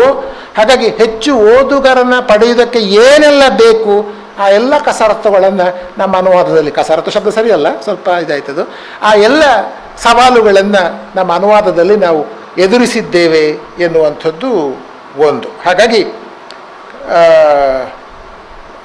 ನಮ್ಮ ಕರ್ತವ್ಯ ಏನು ಅಂತಂದರೆ, ಈ ತುಳು ಭಾಷೆಯ ಓದುಗರು ಓದಿ ಆಸ್ವಾದಿಸುವಂತಹ ಪಠ್ಯವನ್ನು ಅಲ್ಲ, ಲಕ್ಷ್ಯ ಭಾಷೆ ಇಂಗ್ಲೀಷ್ ಭಾಷೆಯ ಓದುಗರು ಓದಿ ಆಸ್ವಾದಿಸುವಂತಹ ಪಠ್ಯವೊಂದನ್ನು ಸಿದ್ಧಪಡಿಸುವುದು. ಅವರಿಗೆ ಇಂಗ್ಲೀಷ್ ವರ್ಷನನ್ನು ಓದಿ ಆಸ್ವಾದಿಸುವುದಕ್ಕೆ ಕಷ್ಟ ಆಗಬಾರದು. ಇದೆಂಥ ಅನುವಾದ, ಇದನ್ನು ಓದಲಿಕ್ಕೆ ಸಾಧ್ಯ ಇಲ್ಲ ಅಂತ. ಈಗ ನಮ್ಮಲ್ಲಿ ಭಟ್ರೆ, ಗೌಡ್ರೆ ಅಂತೆಲ್ಲ ಬರ್ತದೆ ಇಂಗ್ಲೀಷಿಗೆ. ಭಟ್ಟರು ಸ್ಪೀಕ್ಸ್ ಅಂತ ಮಾಡಿದರೆ, ಗೌಡರು ಸ್ಪೀಕ್ಸ್ ಅಂತ ಮಾಡಿದರೆ, ಅಕ್ಕ ಸ್ಪೀಕ್ಸ್ ಅಕ್ಕೇರು ಸರಿ, ತುಳುವಿನಲ್ಲಿ ಸರಿ, ಅಣ್ಣೇರು ಸರಿ, ಇಂಗ್ಲೀಷಿನಲ್ಲಿ ಹಾಗೆ ಕೆಲವರು ಮಾಡಿದ್ದಾರೆ. ಅಣ್ಣೇರು ಅಂತಲೇ ಇಟ್ಟಿದ್ದಾರೆ, ಇಂಗ್ಲೀಷಲ್ಲಿ ಅಣ್ಣೇರು ಅಂತ ಬರೆದಿದ್ದಾರೆ. ಅಣ್ಣೇರು ಗೋಸ್ ಅಂದರೆ ಅವ್ರಿಗೆ ಗೊತ್ತಾಗೋದಿಲ್ಲ. ನಾವದು ಗೌರವವಾಚಕ. ಹಾಗೆ ನಾವೇನು ಮಾಡ್ತೇವೆ ಅಂದರೆ ಅಣ್ಣ ಸರ್, ಸರ್ ಅದು ಪದವನ್ನು ಸೇರಿಸಿ ಬಿಟ್ಟು ಅಣ್ಣ ಸರ್, ಗೌಡ ಸರ್, ಸರ್ ಅಂತ ಗೌರವ ನೋಡಿದ್ದು ಅವ್ರಿಗೆ ಅರ್ಥ ಆಗ್ತದೆ ಅದು ಏನು ಅಂತ. ಅಟ್ಲೀಸ್ಟ್ ಗೌಡರು ಅಥವಾ ಅಣ್ಣೇರು ಶೆಟ್ರು ಅಂತ ಹೇಳುವಾಗ ನೀವು ಶೆಟ್ರು ಅಂತಲೇ ಬರೆದ್ರೆ ಶೆಟ್ಟರು ಅವ್ರಿಗೆ ಅದು ಆ ಪ್ರತ್ಯೇಕ ಅರ್ಥವೇ ಆಗೋದಿಲ್ಲ. ಶೆಟ್ಟಿ ಸರ್, ಶಿವರಾಮ್ ಶೆಟ್ಟಿ ಸರ್ ಅಲ್ಲ ಹಾಗೆ. ಒಂದು ನೋಡಿ AKR ಅನ್ನೋದು 2 ವಾಕ್ಯ ಓದಿ ಬಿಟ್ಟು ನನ್ನ ಕಥೆ ಹಿಡಿದಕ್ಕೆ ಸಮಾಧಾನ ಆಗೋದಿಲ್ಲದಿದ್ದರೆ ಯಾಕೆ ನಮಗೆ ಅನುವಾದ ಕ್ರಿಯೆ ಅಂದರೆ ಅದು ಶೂನ್ಯದಲ್ಲಿ ಸಂಭವಿಸುವುದಿಲ್ಲ ಅಂತ. ಈ ಕೆಲವು ಮಾತುಗಳನ್ನು ನಾನು ರಾಮಚಂದ್ರನ್ ಅವರ ಕೃತಿಯಿಂದ ತೆಕ್ಕೊಂಡಿದ್ದೇನೆ. ಅವರು ಅನುವಾದಗಳ ಬಗ್ಗೆ ಹೇಳುವಾಗ ನನಗೆ ಬೇಕಾದನ್ನು ತೆಕ್ಕೊಂಡು ನನ್ನ ಮಾತುಗಳಿಗೆ ಜೋಡಿಸ್ತಾ ಹೋಗ್ತಾ ಇದ್ದೇನೆ ನಾನು. ಅದೊಂದು ನಿರಂತರ ಧಾರೆಯ ಭಾಗ, ಸಂಸ್ಕೃತಿಗಳ ನಡುವೆ ನಡೆಯುವ ವಿನಿಮಯದ ಭಾಗ. ಅನುವಾದ ಅಂತಂದರೆ 2 ಸಂಸ್ಕೃತಿಗಳ ನಡುವೆ ನಡೆಯುವ ವಿನಿಮಯ. ಅದು ಭಾಷಾ ವಿನಿಮಯ, ಸಂಸ್ಕೃತಿಗಳ ವಿನಿಮಯ, ವರ್ಲ್ಡ್ ವ್ಯೂ, ಲೋಕದೃಷ್ಟಿಯ ವಿನಿಮಯ, ಹೀಗೆ ಅನೇಕ ಬಗೆಯ ವಿನಿಮಯಗಳಾಗ್ತವೆ. ಹಾಗಾಗಿ ಅದು ಅನುವಾದ ಎಂಬುದು ಭಾಷಿಕ ಮತ್ತು ಸಾಂಸ್ಕೃತಿಕ ಸೀಮೆಗಳನ್ನು ದಾಟಿಸುವ ಪ್ರಕ್ರಿಯೆ. ಅನುವಾದ ಅಂತಂದರೆ ಸಾಂಸ್ಕೃತಿಕ ಮತ್ತು ಭಾಷಿಕ ಸೀಮೆಗಳನ್ನು ದಾಟಿಸುವ ಪ್ರಯತ್ನ ನಾವು ಈ ಕೃತಿಗಳಲ್ಲಿ ಮಾಡಿದ್ದೇವೆ.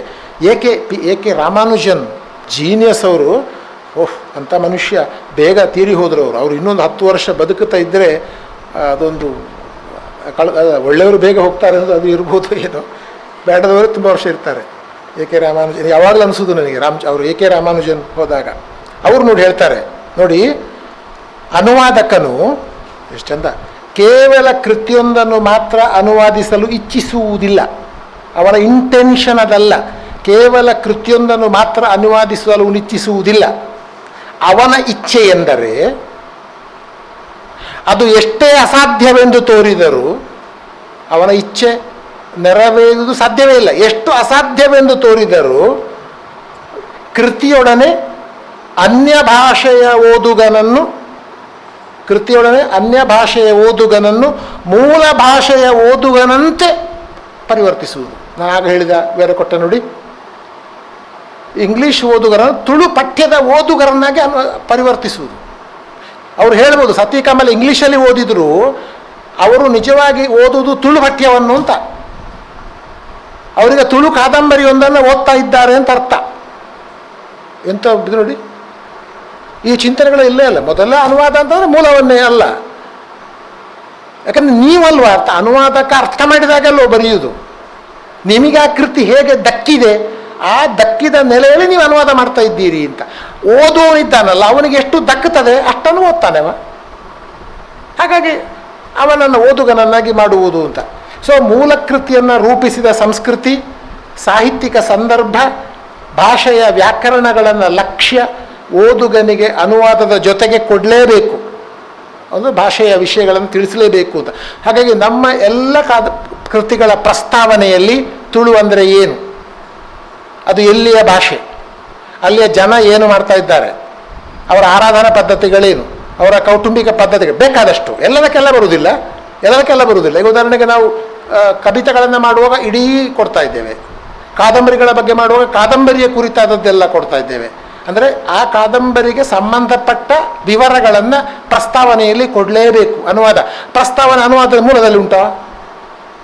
ಇಲ್ಲ, ಮೂಲದಲ್ಲಿ ಇಲ್ವಲ್ಲ. ಹಾಗಾದ್ರೆ ಹೆಚ್ಚಿಗೆ ಕೊಡೋದಲ್ವ ನೀವು? ಯಾಕೆ ಹೆಚ್ಚಿಗೆ ಕೊಡಬೇಕು ಅಂತಂದರೆ ನೀವು ಆ ಆವರಣ ಕಲ್ಪಿಸದೆ ಹೋದರೆ ಓದುಗನಿಗೆ ಅದು ಸಂವಹನ ಆಗಲಿಕ್ಕೆ ಸಾಧ್ಯವೇ ಇಲ್ಲ.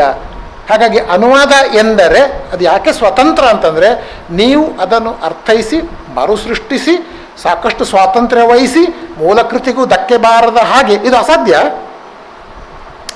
ಇದು ಆಗುವ ವಿಷಯ ಅಲ್ಲ. ಆದರೆ ನೀವು ಮಾಡ್ತೀರಿ ನೋಡಿ. ಅಸಾಧ್ಯವನ್ನು ಸಾಧ್ಯ ಮಾಡುವುದೇ ಅನುವಾದ ಅಂತ AKR ಹೇಳುದು. ರಾಮನ್ ಹೇಳುವುದು ಅದು ಅಸಾಧ್ಯ, ಇಂಪಾಸಿಬಲ್ ಅಂತ. ಅವ್ರದ್ದು ವಾಕ್ಯ ಭಾಳ ಚಂದ ಉಂಟು ನೋಡಿ. ದ ಚೀಫ್ ಡಿಫಿಕಲ್ಟಿ, ಬಹಳ ಮುಖ್ಯವಾದ ಸಮಸ್ಯೆ ಏನೆಂದರೆ, the chief difficulty of translation is it's impossibility. ಒಂದು ಒಳ್ಳೆಯ ಕೃತಿಯನ್ನು ಅನುವಾದ ಮಾಡಿದ್ದೇನೆ ಅಂದರೆ ನನ್ನ ಅನುವಾದದಲ್ಲಿ ಎಲ್ಲವನ್ನು ಹೇಳಿದ್ದೇನೆ ಅಂತ ಅಲ್ಲವೇ ಅಲ್ಲ ಅಂತ. ಅದು ನಿನ್ನ ಒಂದು ಅನುವಾದ ಅಷ್ಟೇ, ಇಂಪಾಸಿಬಲ್. ಹಾಗಾಗಿ ನಾವಿಷ್ಟೆಲ್ಲ ಅನುವಾದ ಮಾಡಿದ್ದುಂಟಲ್ಲ, ಇಂಪಾಸಿಬಲ್ ಕೆಲಸ ಇದು, ಅಸಾಧ್ಯ ಕೆಲಸ ಇದು. ಅಸಾಧ್ಯ ಕೆಲಸ ಮಾಡಿದ್ದೇವೆ ಯಾಕೆಂದರೆ ನಮಗೆ ಗ್ರಹಿಕೆಗೆ ದಕ್ಕುವಷ್ಟನ್ನು, ಇದು ಅಂತಿಮ ಅಲ್ಲ ಅಂತ. ಸೊ ಇಟ್ಸ್ ಎ ಪ್ರೋಸೆಸ್ ಅಂತ ಹೇಳೋದು. ಅನುವಾದ ಎನ್ನುವುದು ಪ್ರೋಸೆಸ್. ಮರುಸೃಷ್ಟಿಯಿಂದ ಹಿಡಿದು ದೇವರ ಭಾಷಾಂತರ ಅಂತ ಮಾಡಿ, ರೂಪಾಂತರ ಅಂತ ಮಾಡಿ, ನಾವಲ್ಲಿ ನೋಡಿ ಛಾಯಾನುವಾದ ಅಂತ ಬೇರೆ ಬೇರೆ ರೂಪಗಳಲ್ಲಿ ಬಂದಿದೆ ನೋಡಿ ಅನುವಾದಗಳೆಲ್ಲ. ಹಾಗಾಗಿ ಅನುವಾದಕ ಸ್ವತಂತ್ರನೂ ಹೌದು, ಅಸ್ವತಂತ್ರನೂ ಹೌದು. ಹಾಗಾಗಿ ತುಳುವನ್ನು ಇಂಗ್ಲಿಷ್ ಬಲ್ಲ ದೇಶಗಳ ಮತ್ತು ಅಂತಾರಾಷ್ಟ್ರೀಯ ವಿದ್ವಾಂಸರ ಗಮನಕ್ಕೆ ತರುವ ಪ್ರಯತ್ನವಾಗಿ ನಮ್ಮ ಈ ಅನುವಾದಗಳನ್ನು ನಾವು ಮಾಡಿದ್ದೇವೆ. ತುಳುವಿನಲ್ಲಿ ಭಾರತೀಯ ಭಾಷೆಗಳಲ್ಲಿಯೇ ಶ್ರೇಷ್ಠವಾದ ಅನನ್ಯವಾದ ಸಾಹಿತ್ಯ ಇದೆ ಅಂತ ಹೇಳುವ ಪ್ರಯತ್ನವನ್ನು ನಾವು ಮಾಡಿದ್ದೇವೆ. ತುಳು ಮೂಲಕೃತಿಗಳ ಒಂದು ಶೋಧಕ್ಕೆ ಕೈ ಹಾಕಿದ್ದೇವೆ.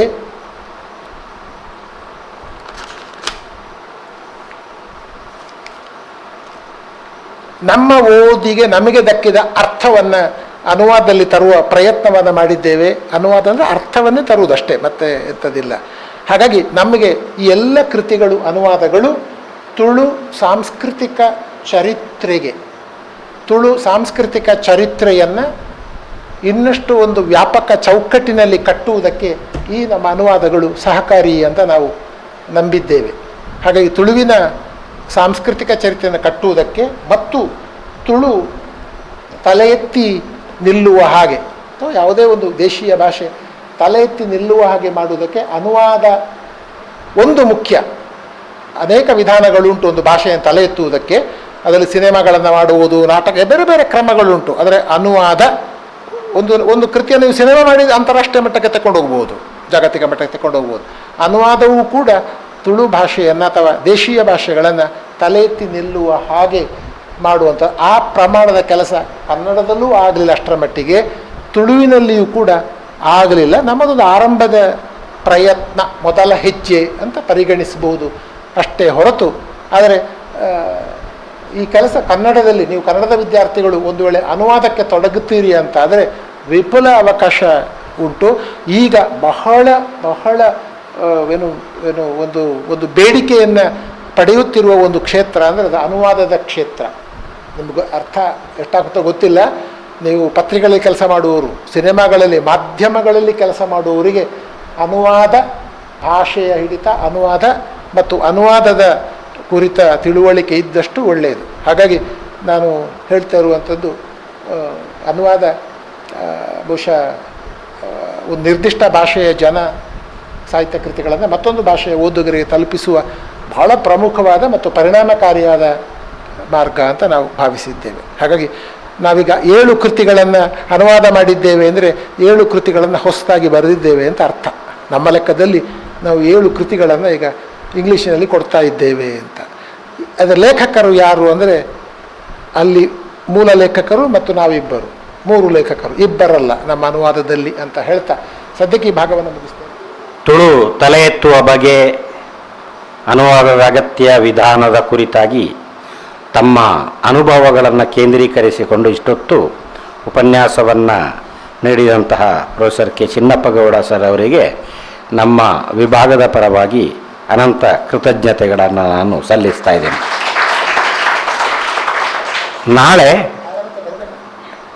24ನೇ ತಾರೀಕು ನಿಮ್ಮದಿಲ್ಲ, ನಿಮ್ಮದಿರೋದು ನಾಡ್ದು 24ನೇ ತಾರೀಕು ನಾಳೆ ಕವಿರಾಜ ಮಾರ್ಗ ಪೂರ್ವದ ಸಾಹಿತ್ಯ ಎಂಬುದಾಗಿ ಪಾದೇಕಲ್ಲು ವಿಷ್ಣು ಭಟ್ಟ ಅವರ ಉಪನ್ಯಾಸ ಇದೆ. ಇದು ಕೂಡ ನಿಮಗೆ ಸಾಹಿತ್ಯ ವಿದ್ಯಾರ್ಥಿಗಳಿಗೆ ಬಹಳ ಮುಖ್ಯವಾದುದು.